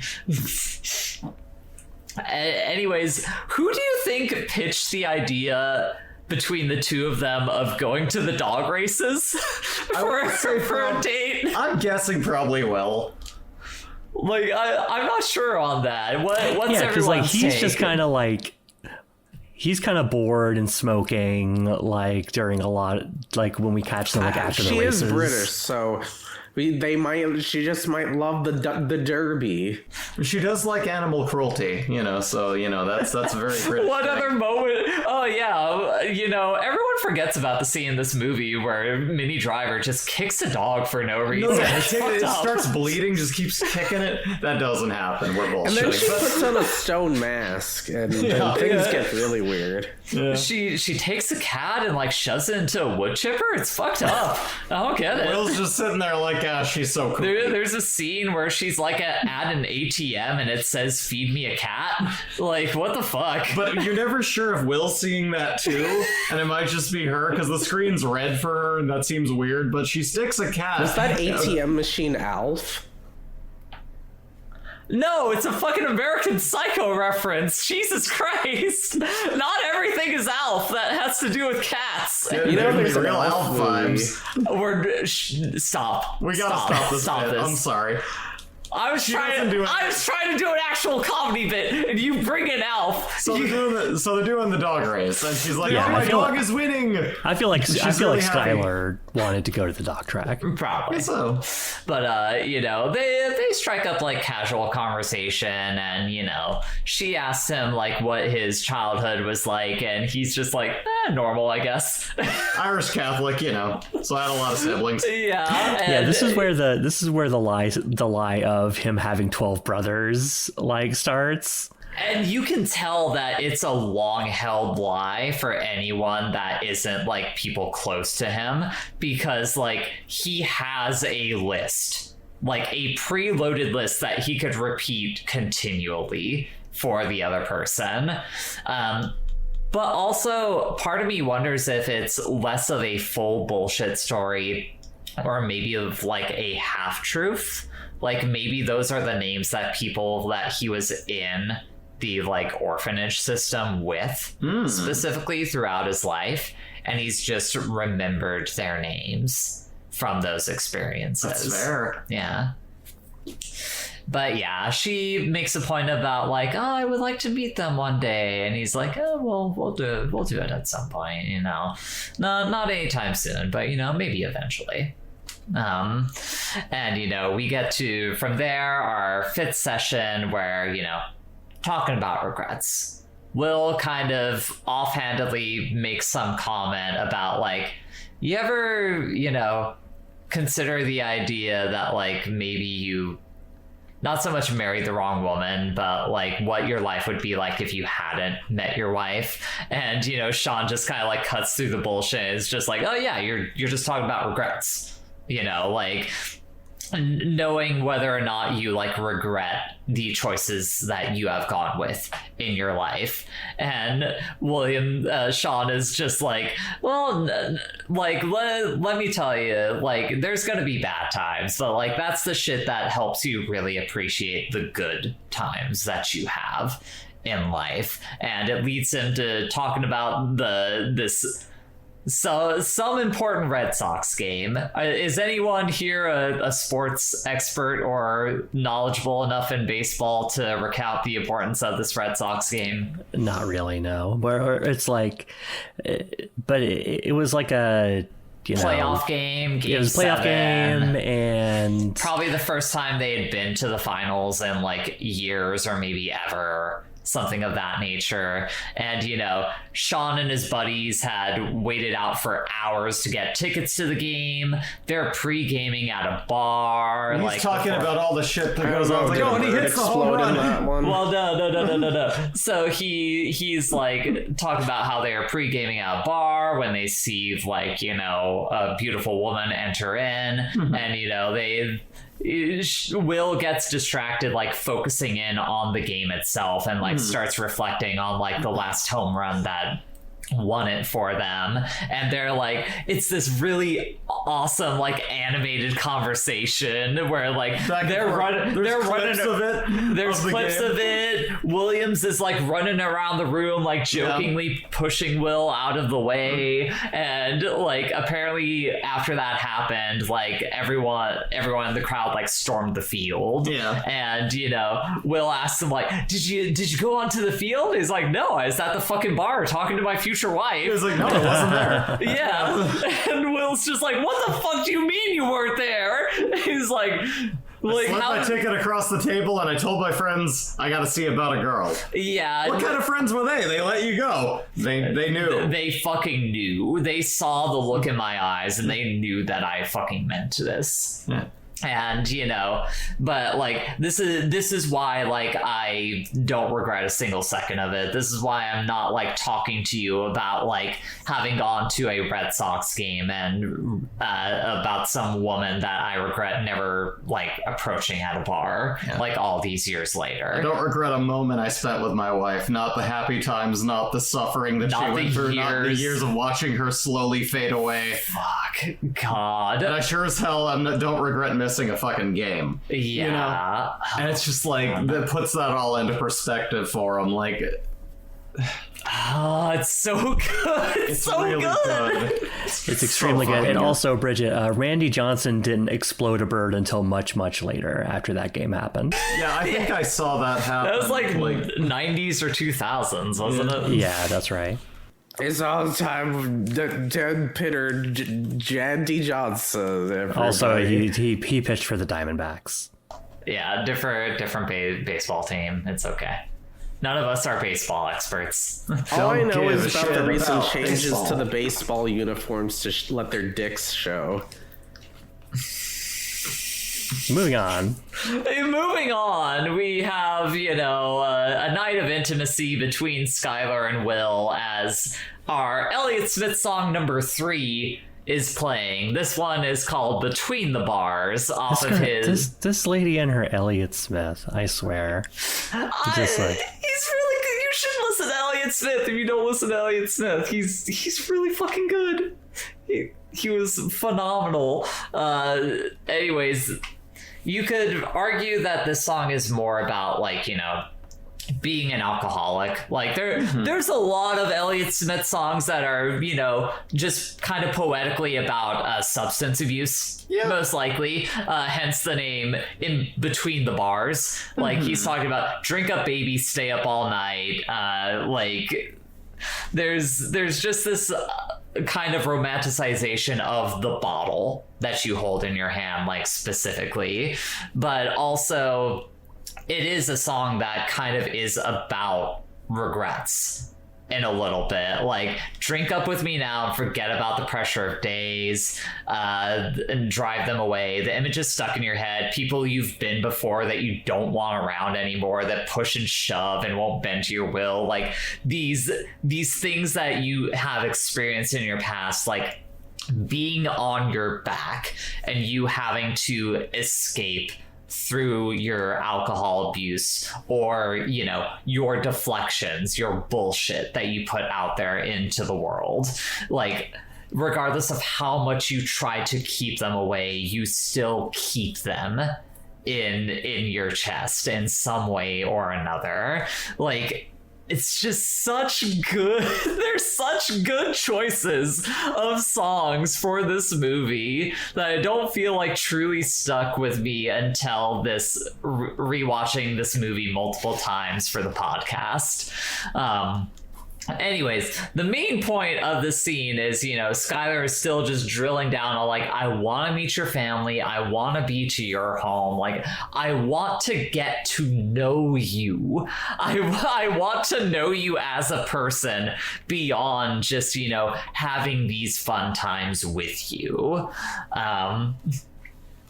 But anyways, next day, we got Skylar and the lads all hanging out together in a bar, exchanging bullshit stories. You know, you have this long one with Chucky and, like, his alcoholic uncle, like, getting pulled over by a cop, and that's, like, fun. Morgan is, like, giving him shit and saying, like, I don't get it. There's all these details in here that don't seem like they match up, and everyone's fucking haranguing him, just being like, shut the fuck up and listen to the story. Yeah. Just let him talk his shit. But anyways, like, Skylar, like, chimes in and has a bullshit story of her own. And one of my favorite details about the scene is you have, like, this brief shot of Will's face as she's telling her story, where there's, like, almost a look of, like, trepidation or something like that on his face as she's telling it. Like, part of me at least, wonders if it's because she's telling the story that's about an old married couple. You know, a future together, potentially. Or if, like, maybe he's worried that, like, the story she's gonna tell isn't gonna be funny and, like, his friends won't like her, or maybe he'll think less of her because, like, she tries to be funny, but actually she's, like, just dead air as a person. But it's a fucking hoot. It's basically old lady gives her husband a blowjob for the first time ever, and by his request, and he asked her that was amazing, what can I do anything for you? And she looks up at him with a mouthful of cum, which she does by, like, taking a swig of beer and letting it drip from her mouth and be like, give us a kiss. It's so fun, and all the guys love it. Everyone is laughing uproariously at it. Oh, she could actually hang with the lads. Yeah, all right, exactly. This girl, she's great. Cum. Everyone can appreciate cum. Oh, funny joke about cum. It's white, it's goopy, it's cum. All right, sorry. And from that bar, we cut into a separate bar where, that's my favorite Hunter x Hunter power, bungee cum. Let me explain to you how bungee cum works. I don't want to know how bungee cum works. I almost skipped to the next scene, but I forgot that there's, like, this moment as they're exiting the bar where, like, you can tell that, like, Will probably made it seem like he was gonna take Skylar back to his home to, like, meet his brothers and shit, and he's like, nah, we're going back to your place another time. And Chucky is just like, yeah, you're never gonna meet them, like, don't worry about that. So still just putting it off, pushing it away, not addressing it. And from there we transition to another bar the next day where Sean is meeting with Jerry. Funny detail there is that Sean is telling the airplane story to the guy at the bar, and some other guy at the bar as well is just like, that's bullshit, that didn't happen. Like, it's so funny. Like, you could tell that guy is probably his equivalent of the Morgan in the group, where it's like, oh, you are the shit friend that everyone kind of just harangues. But anyways, they're meeting up because Jerry wants to check in on the progress between the two of them, see if they've talked at all about, like, Will's future. And Sean's just like, that's not how this shit works, which there's probably some things about therapy that, you know, this movie doesn't get, like, with 100% accuracy, but at the very least gets the key details right of, like, therapy does not just, you just magically hop into the past and, like, okay, that's solved, let's move on to, like, what you're gonna do with your life and everything. Like, you have to spend... Bree, I'm sure as someone currently going through therapy now, you can speak to how there's a long buildup before you can even start to understand the issues from your past that you need to fucking address. Yeah, it really, like, this is a movie, like, I haven't gotten into it yet because we haven't really hit the super powerful points, but he is a sex change away from being me. Like, I very much had that, like, you have no control over, like, some shitty background you went through. It still affects you. There are levels to which you don't even understand how to work through that, or that you need to, or that they're affecting you. Like, it's fucking heart-wrenching. But, like, it's true. There's so many different little layers that need to be addressed before you can come to understand and break through to these things that you need to realize about yourself. And it's these things that you consider normal. That's like, this isn't a big deal. I don't need help. I'm fine. Don't worry about me. I'm not fine. You know, it's just like, oh, no, there's some serious shit that needs addressing. Exactly. But you have the exchange between the two of them, and you can tell that Jerry's just trying to rush this. Like, he's like, this kid has so much fucking potential. He needs to just maximize this, like, while he is young. Like, he needs to take advantage of this while he still has the time to. And, you know, he's highlighting how, like, all the young geniuses of the past, like, you know, really dug in on the things that they were passionate about or really talented in, and that's why they're successful. Like, he's like, the main one that he cites is like Albert Einstein. Yeah. And then he like cites his own name to like the bartender that they call over, saying like, have you heard of Gerald Lambeau? And the guy's like, I have no fucking clue who that is. And he's like, I just won the bet. You have all these geniuses and you have me, you know, who I don't want to dig in too much because I don't feel like the movie truly unveils with Skarsgård what's happening with his character until a little bit later on. But there's some kind of unsettled shit he has going on with himself that he needs to address. And go ahead. But also, like, the thing is, like, you know, he points out that, you know, Einstein was a patent clerk before he became Einstein, but also points out that he was like 26 when he was still a patent clerk. Just like, you know, the kid could still be Einstein, but you don't need to go that fast. Because like, you definitely get the impression from this scene that he's trying to be like, you know, patch this kid up and get him ready to work for McKinsey or whoever. Like. And Sean has the perfect rebuttal of like telling a little story about like this fucking genius kid who is like going to all these auspicious colleges, blowing away the competition and everything, and says like, yeah, his name was Ted Kaczynski. And Jerry Lambeau's like, I have no idea who that is. And, you know, Sean yells over to the bartender like, hey, you know who Ted Kaczynski is? And the guy's like, yeah, it's the Unabomber. Mm-hmm. Just like pointing out like, no, yeah, when you put like all that pressure on a person to like be this thing that you want them to be, they can end up becoming a fucking monster. Mm-hmm. Like, it's just, he's all about like, no, you need to sort out the fucking past before you can move forward as a human being. And ultimately, whatever he does should be what he wants to do. Like, whatever the hell Will wants to do with his life, he doesn't have to. Life is more than just, you know, what you want him to do.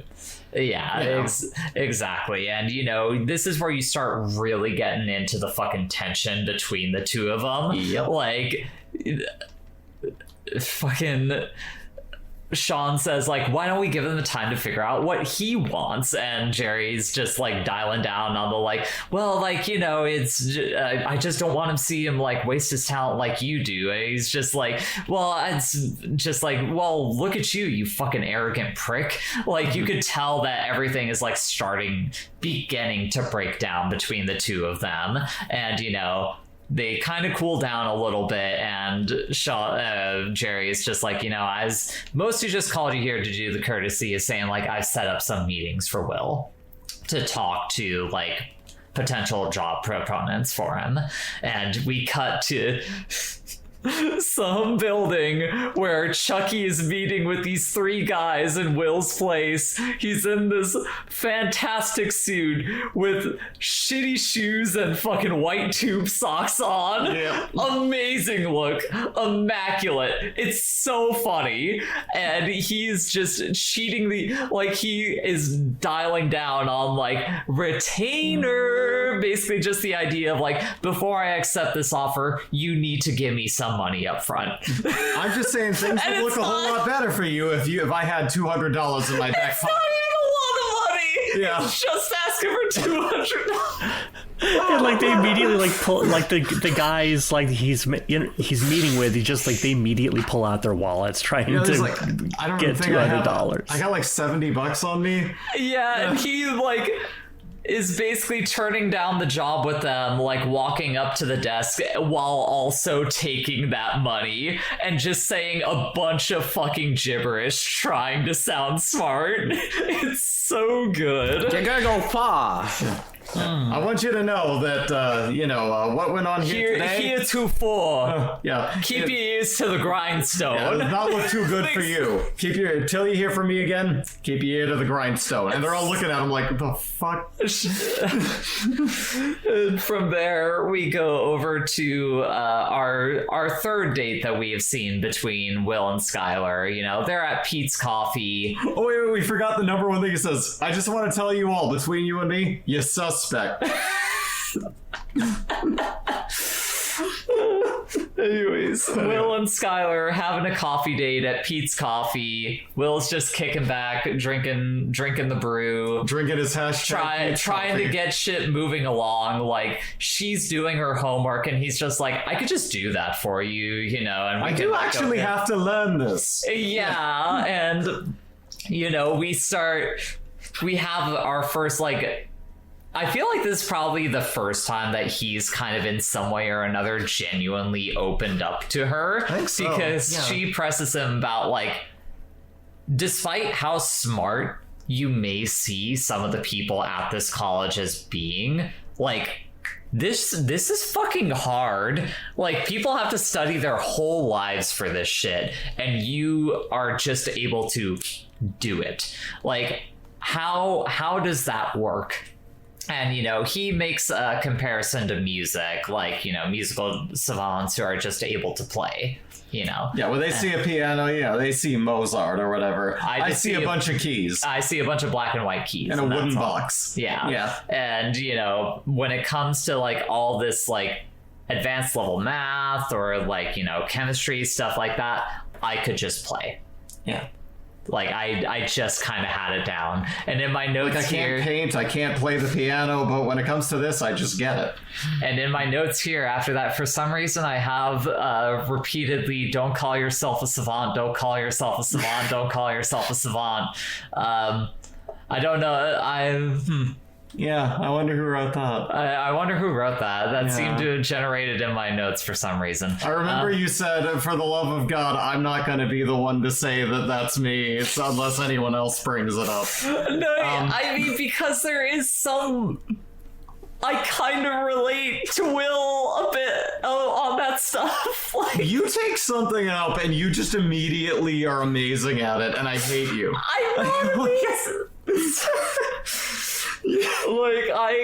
I genuinely do not view myself as a savant. I am quick to pick things up. That is how I view myself. I am adaptive. And you're also the kind of person to write in your own script, don't say you're a savant, don't say you're a savant. It was for the comedic effect. Right. Anyways, later on that day, we see... My wife is wicked smart.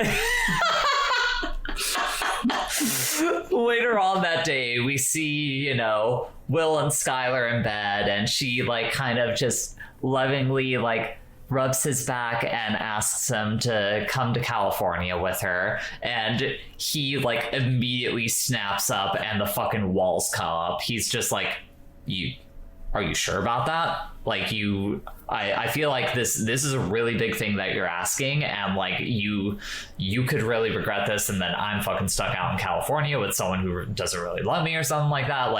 It's just all the way up. Defenses have been fully fucking armed, and she pushes back in a way that just really rubs him wrong. And in some ways, like, some of the stuff that she says, I feel like is maybe some of the weaker points in the writing of the movie, because she's just immediately, like, after he's getting defensive about the idea of going to California, she's just immediately on, like, you know, if you don't love me, you can just tell me. And it's like, that feels like a little bit disingenuous to the character. I feel like it's just me, but I feel like, you know, yeah, there would naturally be like a little bit of trepidation about like someone. She's asking a lot for that to be her response. She's not all in the right. Yeah, but I feel like it's less so that she's not in the right, and more so that this is like where the college final writing of the movie like kind of kicks in for the first time in the film, where you're like, oh,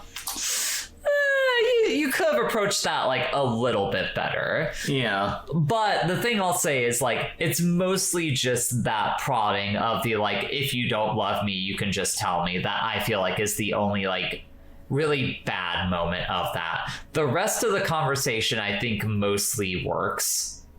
It's just that one moment that's like, that could be better, because she starts like basically just drilling down on the fact that like, I know that you're a bullshitter.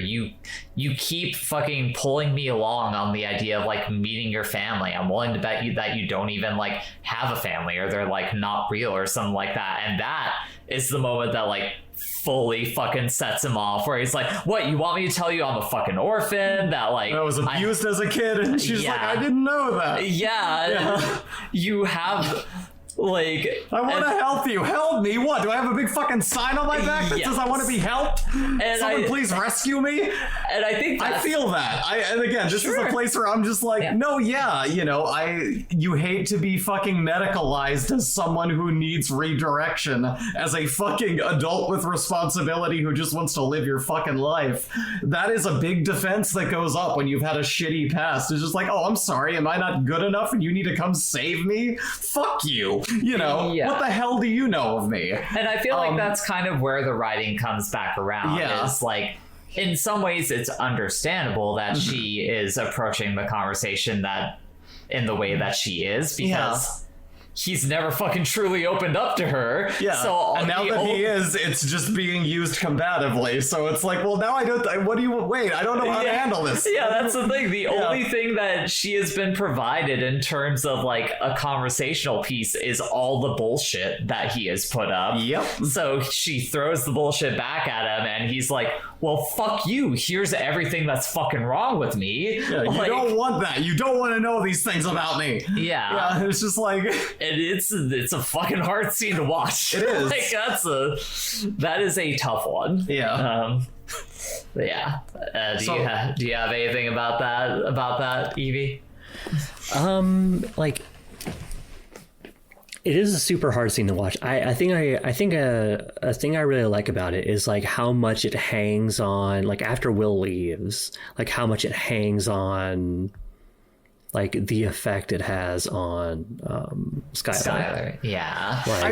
I took a note of that too, and I loved that, because like, as I figure you're thinking too, like most movies would just be like, oh, the non-main character girl is sad, moving on to what he's doing, you know, but it shows the impact of like having an argument like that and leaving her there to stew in that. Like, good. Like, show that has fucking emotional impact on that other character. That's really well done. Like, it shows that, like... But I noticed that, too. Even though she was not, like, 100% in the right in that conversation, like, the lashing out that he has done, like...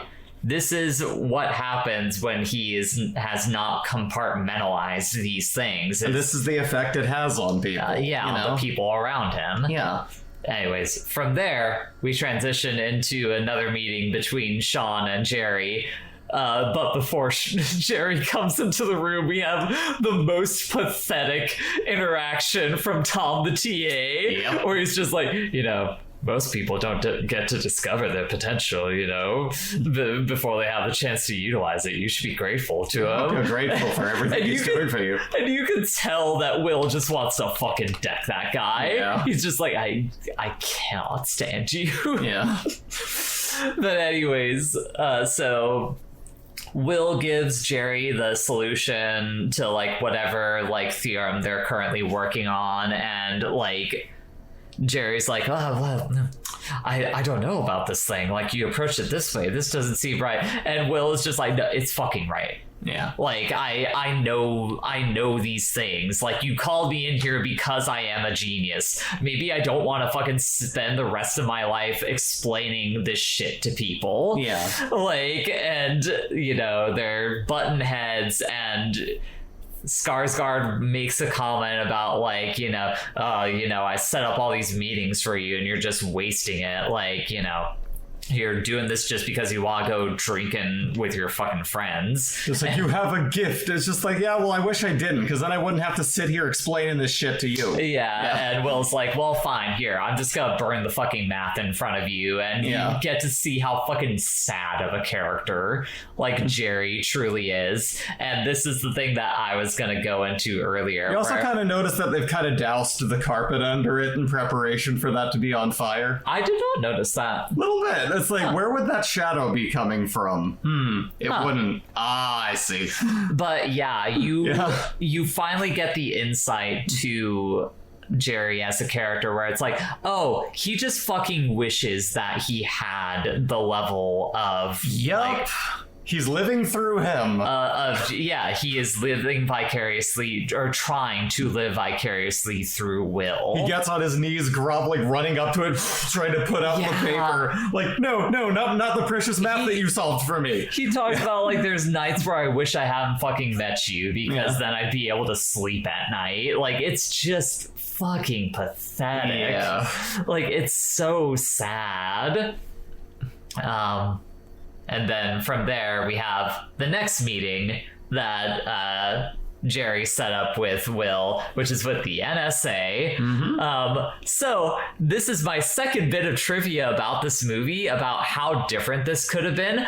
Apparently, this screenplay was originally pitched as like a thriller with government agencies like trying to recruit Will as like their like code breaker, like savant genius. I could see and that. I'm so fucking happy that they had, I wish I could remember the name of the individual that like consulted with them on the script, who basically told them like, no, don't fucking do that. Yeah. Like, focus in on this part of it, because like that would be bad. Like, you could tell he's the new ET for the next generation. Yeah, this isn't Pi. We don't need everyone coming to figure this guy out. This has already been done. Yeah, it's the kind of thing where if they had drilled down on it, it would have been such a fucking like, oh yeah, like overly ambitious, like college student screenplay that like just collapses under its own weight of ambition. That would have sucked.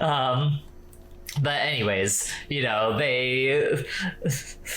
Will says, like, I want to ask you all why you think I should work for the NSA. And they say, like, well, I feel like the better question is, why shouldn't you work for us? And Will just fucking cooks for like a solid like 3 to 5 minutes about like geopolitics and the ramifications that those things can have like on the smallest minutia, like working class people's life. And you get like this nice match cut on his like whole spiel going from that interview to his next session with Sean.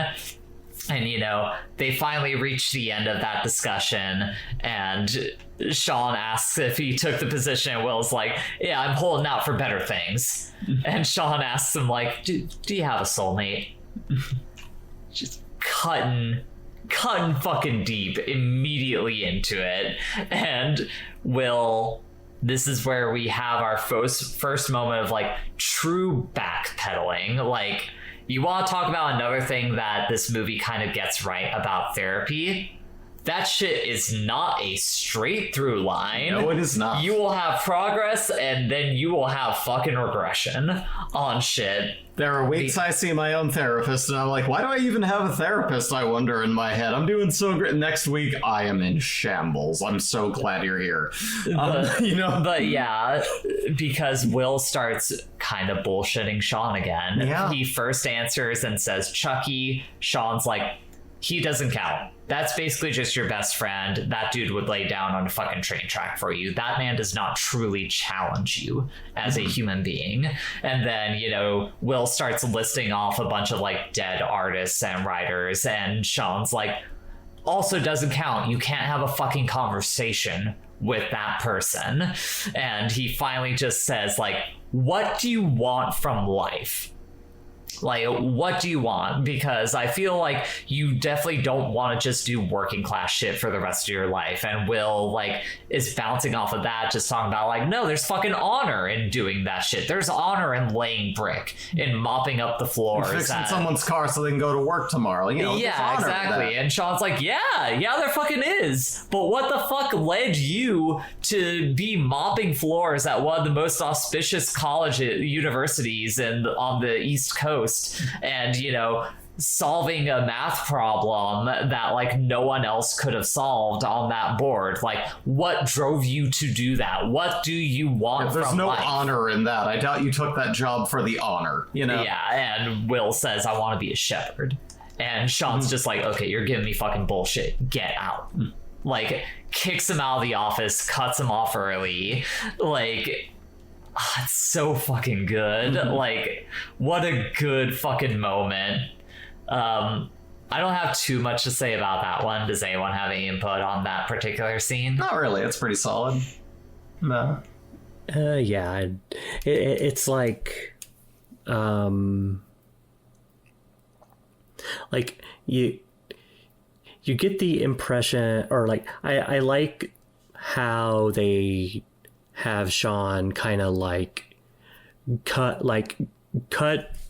from this kind of like he's talking like politics and like sort of structural issues or whatever, just like cutting through all of that straight to like, hey man, what do you actually want? Yeah, exactly. Yeah. Like, you are talking about like future prospects for yourself here. So let's get down to business. Like, what do you want to do with your life? Like, if you are waiting for better things, what are those better things? And he doesn't know. Yeah. And from there we transition into Elliott Smith's song number 4. Yay! Elliott Smith watch. This song is Angelus off of, I believe this one is Exa. No, actually, Angelus is either or, not Exo. Right. This one, there's a lot of imagery of like gambling, like game of chance, like having real skill, things of that nature, like kind of playing into that idea of, yes, all of these future prospects that you have in front of you, they could just like add up to nothing. Like, did you add up all the cards left to play to 0 and sign up with Evil Angelus? Like, you get this idea that, Will, he sees all of the cards left in the deck, but because he is, as Sean described, just looking at every possible thing that could go wrong with that scenario, is just considering it a zero-sum thing that he should not participate in. And, you have that playing over the last conversation that we see Will and Skylar have over the phone, where, he's calling her to check in on her before she finally leaves for California, and you can tell that what he wants is to be with her. Like, he wants that, but he cannot fucking take that step. like he cannot do it. Like she ends that phone call saying I love you, and you know, at the very least this time he doesn't say I don't love you. He at least says like take care. But like you can tell that he's so close. He's close to finally breaking through and doing it, but there's still something in the way of things. One thing that like I was surprised you didn't bring up is like, and I guess we didn't mention it before, but there was a lot of like something that in particular came up during like Sean talking about his wife and like his kind of experience like being in like a very loving relationship, the idea of being someone's angel and them being your angel. And obviously Angela's Spanish name meaning angel. It's like, that's a fair point. I didn't consider that. And like just two people who like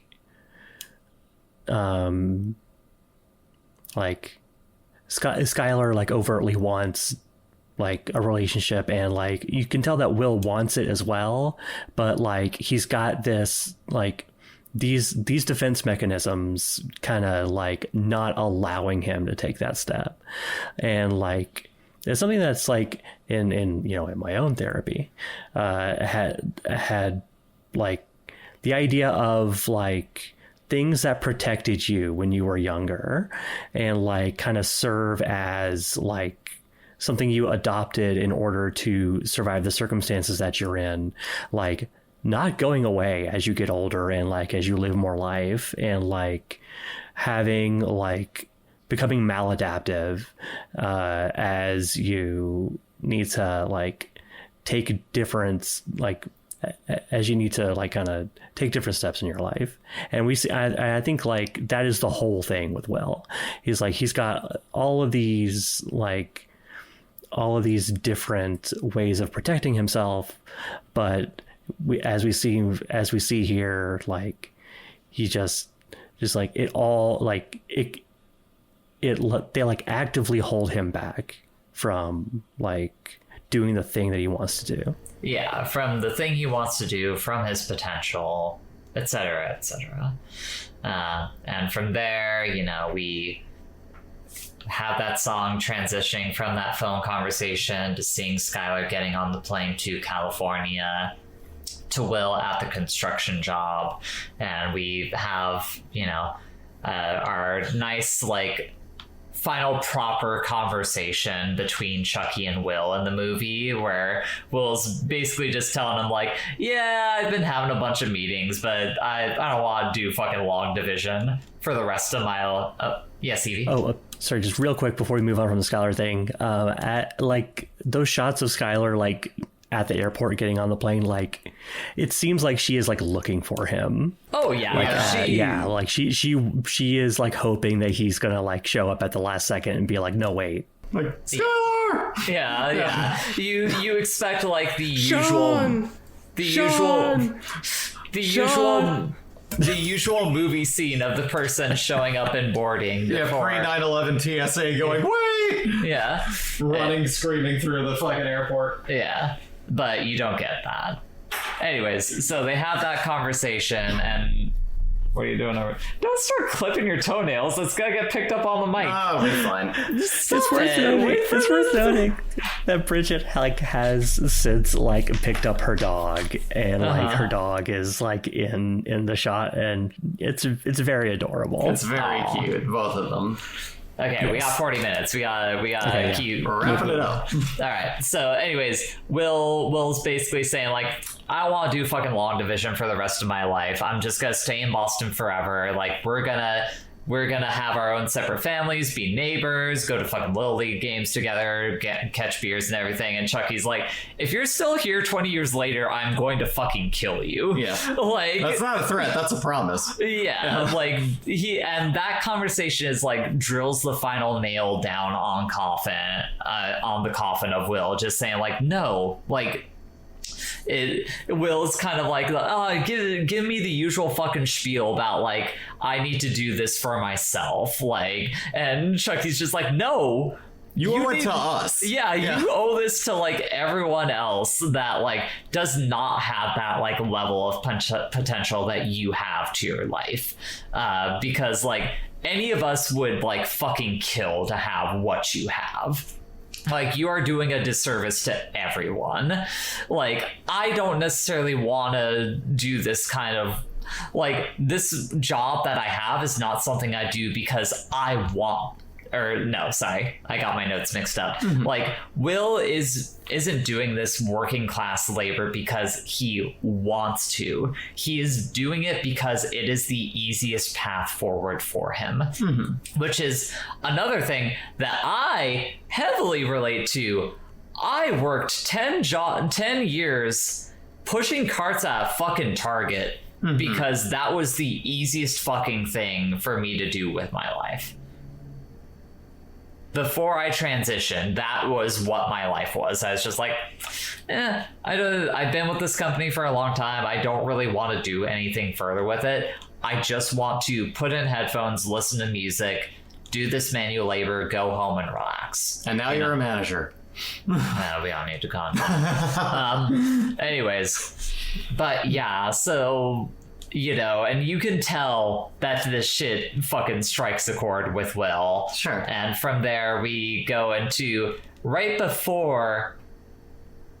I'll say what is effectively the beginning of, like, what another, like, phenomenal sequence in this movie. You have Sean and Jerry in Sean's office, like, effectively arguing still about, like, what they are doing with Will's therapy. Like, Jerry is still trying to fucking push Will on this stuff and get him to take these jobs and everything of that nature. And, like, Sean just has to be like, fucking no. Like, I need to build this trust and actually get to a breakthrough before we can start thinking about the therapy. Like, I don't fucking care about, like, all the talent and the potential that he has. Like, he's not going to be able to do anything with that if we don't consolidate these things that he's, like, gone through in his life. And Jerry's just like, nah, I just don't want to see him, like, he has so much potential. I don't want to see him, like, waste his fucking talent like you did. And, like, Sean has to break it down for him and be like, where I am now was a fucking conscious choice. I didn't fuck up. Yeah. Like, which is another one of my favorite moments of him just being like, listen, I don't need your fucking, like, infantilizing bullshit. Yeah. I do this job and I'm in this position because I wanted to be here. Yeah, fuck you. There's more to life than you winning your shitty fucking award for being good at math. Like, you know, I do what I want to do. I'm not a fuck up who screwed up along the line. This is what I do. Yeah. You know, and it's just basically that's where you really fully see that divide, like you were saying, where, like, he thinks he's above, you know, this guy. He thinks he's like, well, you know, it's because, you know, I didn't turn out like you, like, I'm better.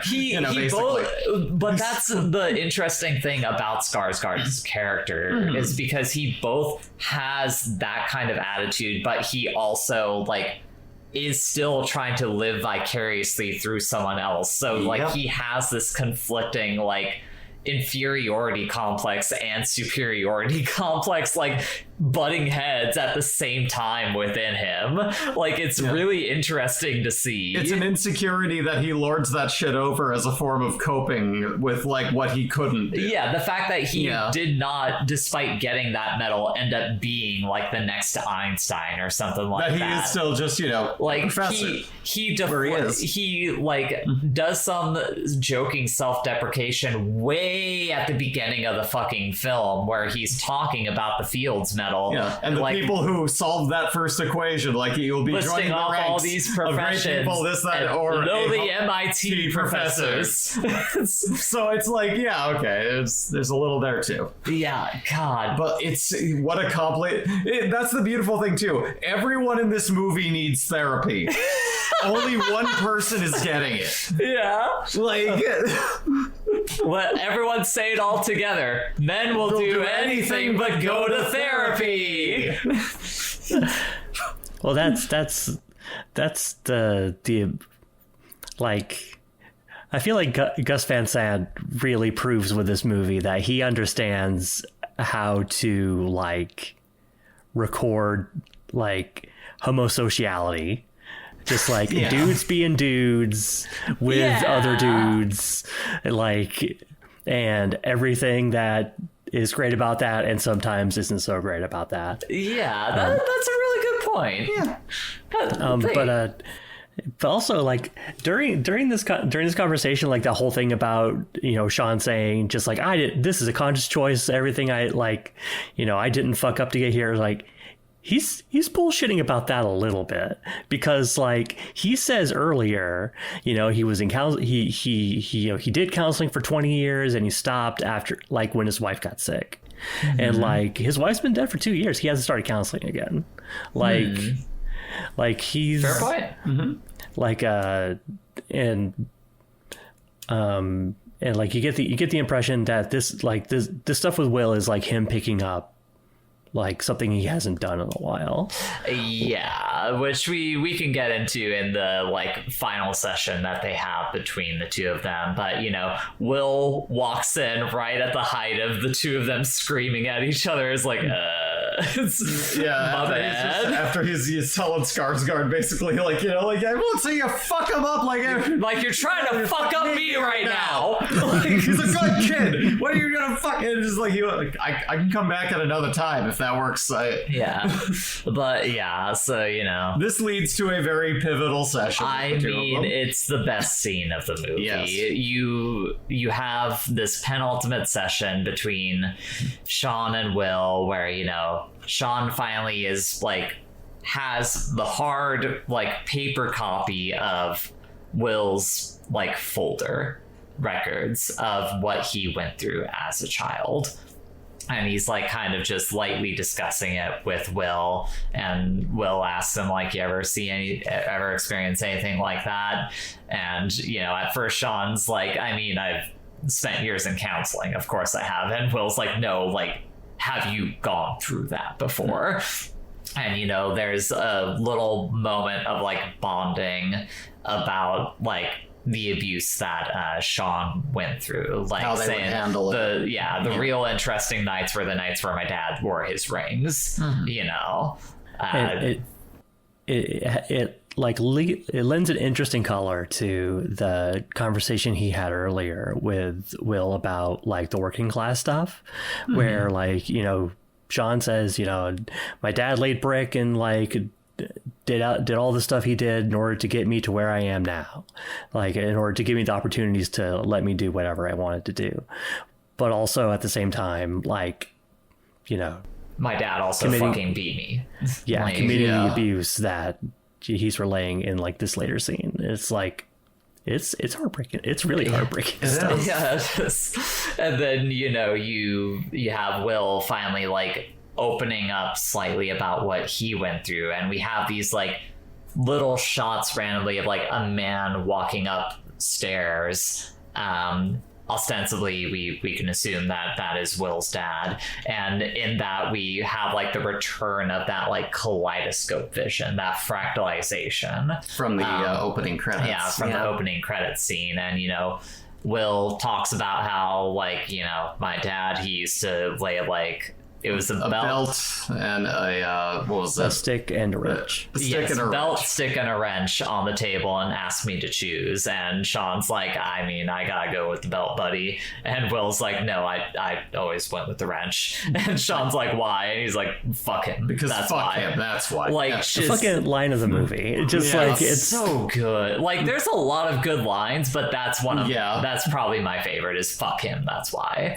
Like, just that kind of level of spite that you can only get for a person when they have wronged you in that kind of way, where you would rather that person get to see like the largest amount of damage possible that they could inflict on you, so they get to fucking hold on to that too. Yeah, and also so you don't come off as being like, just hit me with the one that's like you're not giving them any power. Sure, that, I mean, that's another layer to it as well. Yeah, or you're not going like giving them that, like making them feel like they're taking any mercy on you. Just like, no, fucking go at it. Let's go. Yeah. Like that.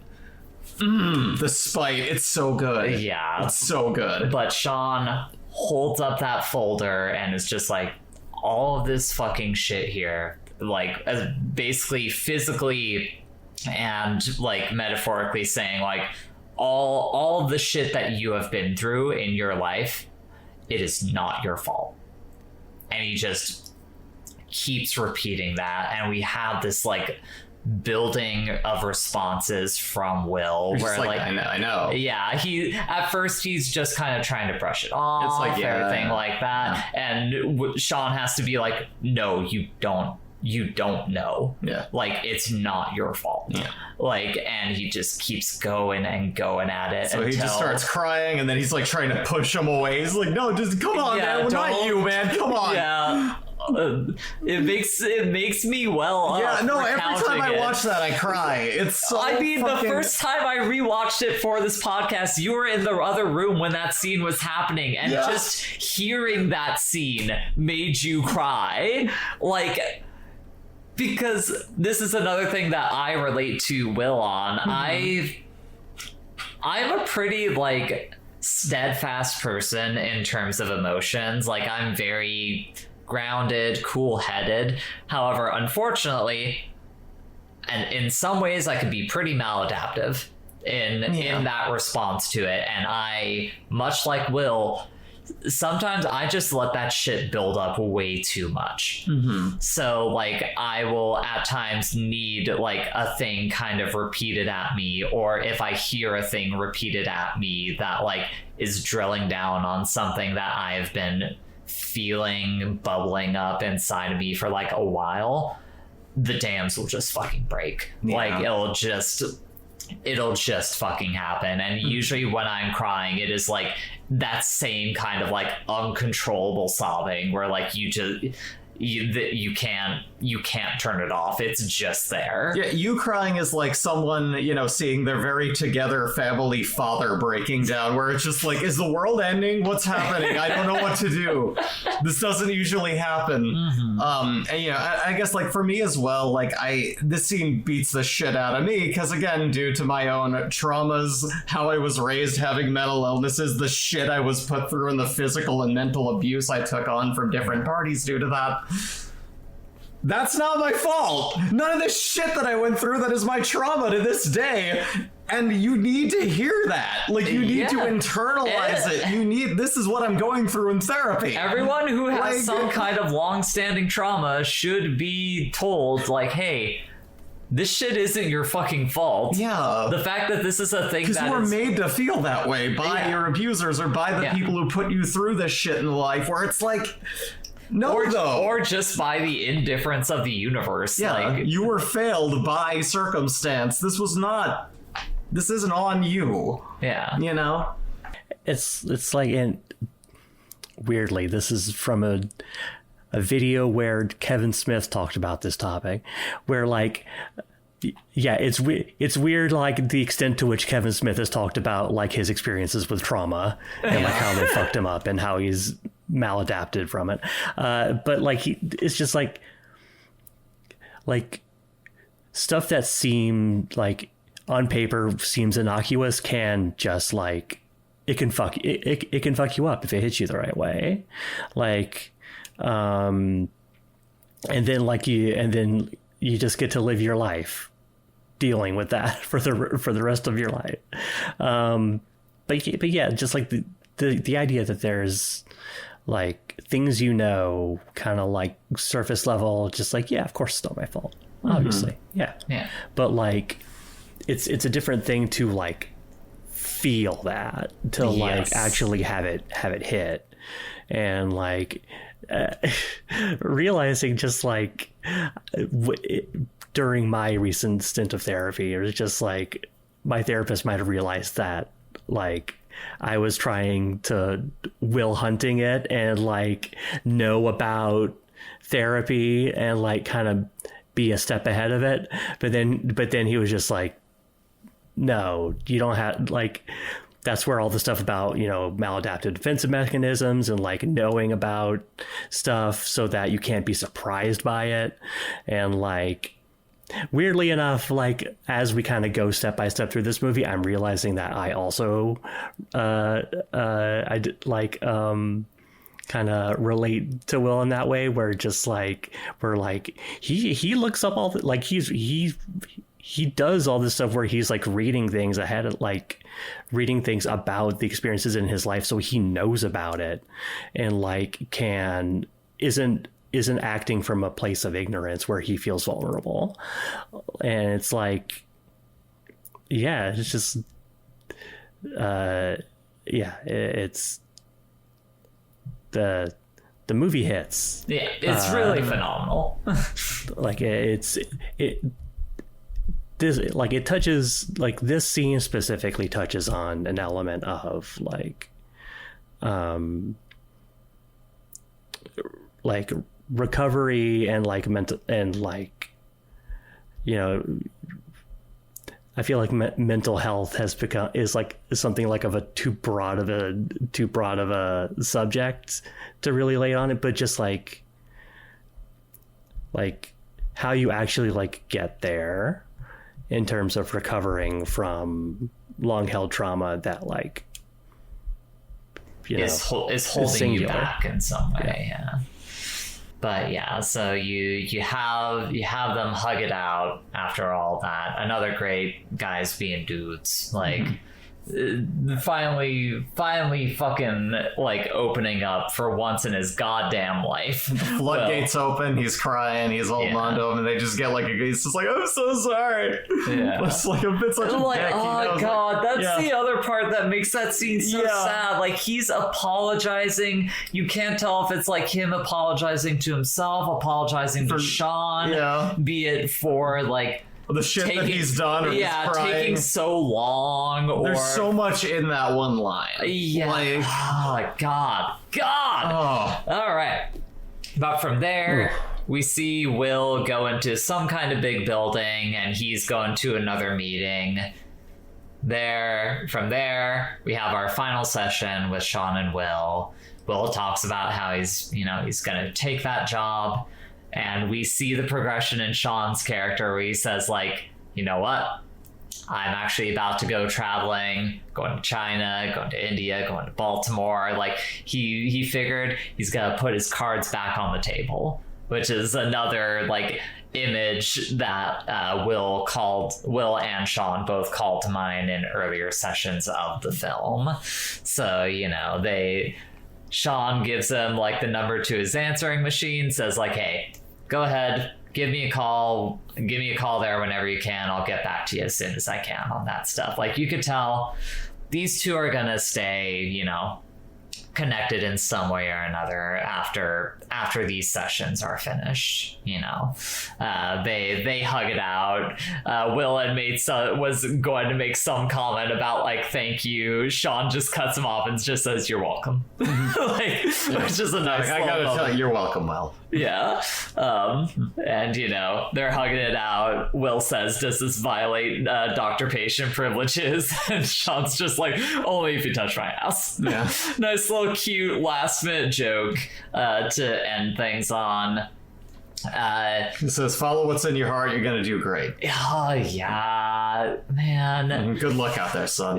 Then, you know, cut to the lads in the bar. They're getting together for Will's 21st birthday. They hobble together like a shitty car out of like a lawnmower engine and some beat up body of a car. They say like, you know, we figured the best thing to do for you now that you can legally drink is to give you a car that you can drive. Yeah.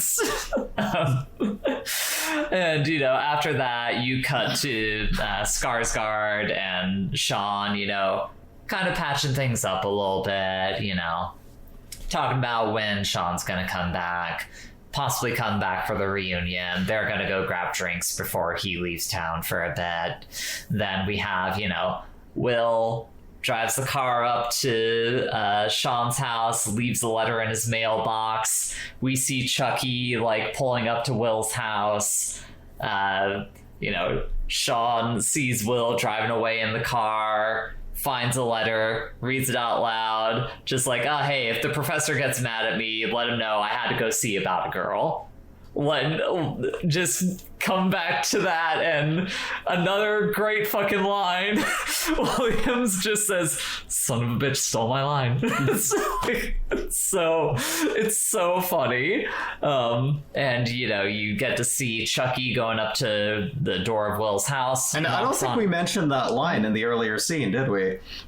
You mentioned it. Okay, yeah, but he's talking about just like, the best part of my day is when I go up to your door. I didn't mention it, but I was gonna bring it up. We see Chucky walking up to the door, and earlier in that last conversation the two of them had, he basically said the best fucking part of my day is the 20 seconds between when I leave my car and knock on your door, because I wait for the moment that you don't answer and you just fucking left. No letter, no goodbye, no nothing. You just up and left. And he fucking gets his wish, because he knocks on Will's door. It's looking in the door. Yeah, you could see that there's basically nothing left aside from the shitty mattress on the floor that Will would sleep on. And the realization washes over his face of hey, you finally did it. Yeah. Hell yeah. Walks up to the car shrugging he's gone. Morgan is just yeah, I finally get to be shotgun. Yeah, and he runs excitedly into the seat like a fucking squirrel. Yeah. But yeah, and from there we see, we end the credits. We start the credits on just a shot of Will driving the car down the highway as the last Elliott Smith song, Miss Misery, starts to play, which, I could keep this summation pretty terse, but Miss Misery, do you miss me, Miss Misery, like you say you do? It's very much about that idea of this trauma, this sadness. This is not a thing that is going to just be gone. These things are going to come back. You have this accompanying the shot of Will driving down the hallway in this beat up fucking car trying to get from Boston to California. You have no idea if he could even make it the distance in that car, let alone if Skylar would even take him back after how things ended between the two of them. We don't even know if he as an individual is going to be in a stable place following everything, the therapy, no longer going to that therapy anymore. We as human beings are always a work in progress. And that's one of those things that I think you end up coming to terms with as you go through therapy is no, yeah, you're gonna regress. You're gonna backslide. Yeah. You will, eventually fall back into your depression and things of that nature, regardless of everything. Mm-hmm. So, and there is almost a weird, perverse, element of feeling you need that in your life or something of that nature. That protective nature of it, yeah. Yeah, so do you miss me like you miss Misery, like you say you do? It's so fucking good. And then also, after that song ends, we have Skyrockets in Flight. That song comes back. But it's such a beautiful ending, too, because he's driving across the country in this shitty car all the way across to go see this girl who, as you mentioned, he did not leave on the best terms at all, and going to try it out with her. But also you realize he's going to go through probably a lot of little adventures and little just stuff getting there, going across the country and this shit, having these experiences, having finally left his home, finally doing something. And there's so much is beginning in that. And it's so beautiful. That's the thing, is he is trying. Yeah. I remember when the four of us were watching the ending of that movie together, what was it that you said, Bridget, when you saw him driving down the hallway? It was just wait, he's trying to get to California in that car? Yeah, literally across the entire United States in this rickety but it's Jalopy. and it's like, yeah, that it is a metaphor for the human condition, effectively in its own way. Like, all we can do is fucking try. Like, life does not move forward until we take that step forward. Yes, I know that we're running on time. Does anyone have any like final notes on that last scene, or should we just go into like final thoughts? I don't have anything additional to say. All right. Okay. So, Bridget, final thoughts? This was a good movie, and I don't really have much to say about it because it's a good movie. I don't consider it a great movie, but I consider it a good movie. Evie? Oh, sorry. Continue, Bridget. I think, because it is Father's Day, we have to categorize, does Robin Williams in this movie count as a DILF? Yeah. I'm a lesbian and he's a DILF. Well, I mean in this movie. Yeah. Well, not now. He's dead. Someone can be daddy without being a dad. Yeah. This is a well-established thing. Yeah. Evie? He's not. He's the dad who stepped up. Everyone who needs a dad today, I mean, this is going to be listened to later, but anyone who needed a dad today, Robin Williams is your dad. Yeah. Yeah, and unfortunately, he passed away years ago. So, but he was good while he was here. Yeah, this is post Mrs. Doubtfire, so we can forgive him for that. And if you had an abusive father, hopefully he passed away too. But as it is, wait, no, we gotta get final thoughts for everyone. Oh, sorry, Evie. Yeah, very good movie, very affecting. Yeah, like you can see why it like made careers out of basically everyone who was in it.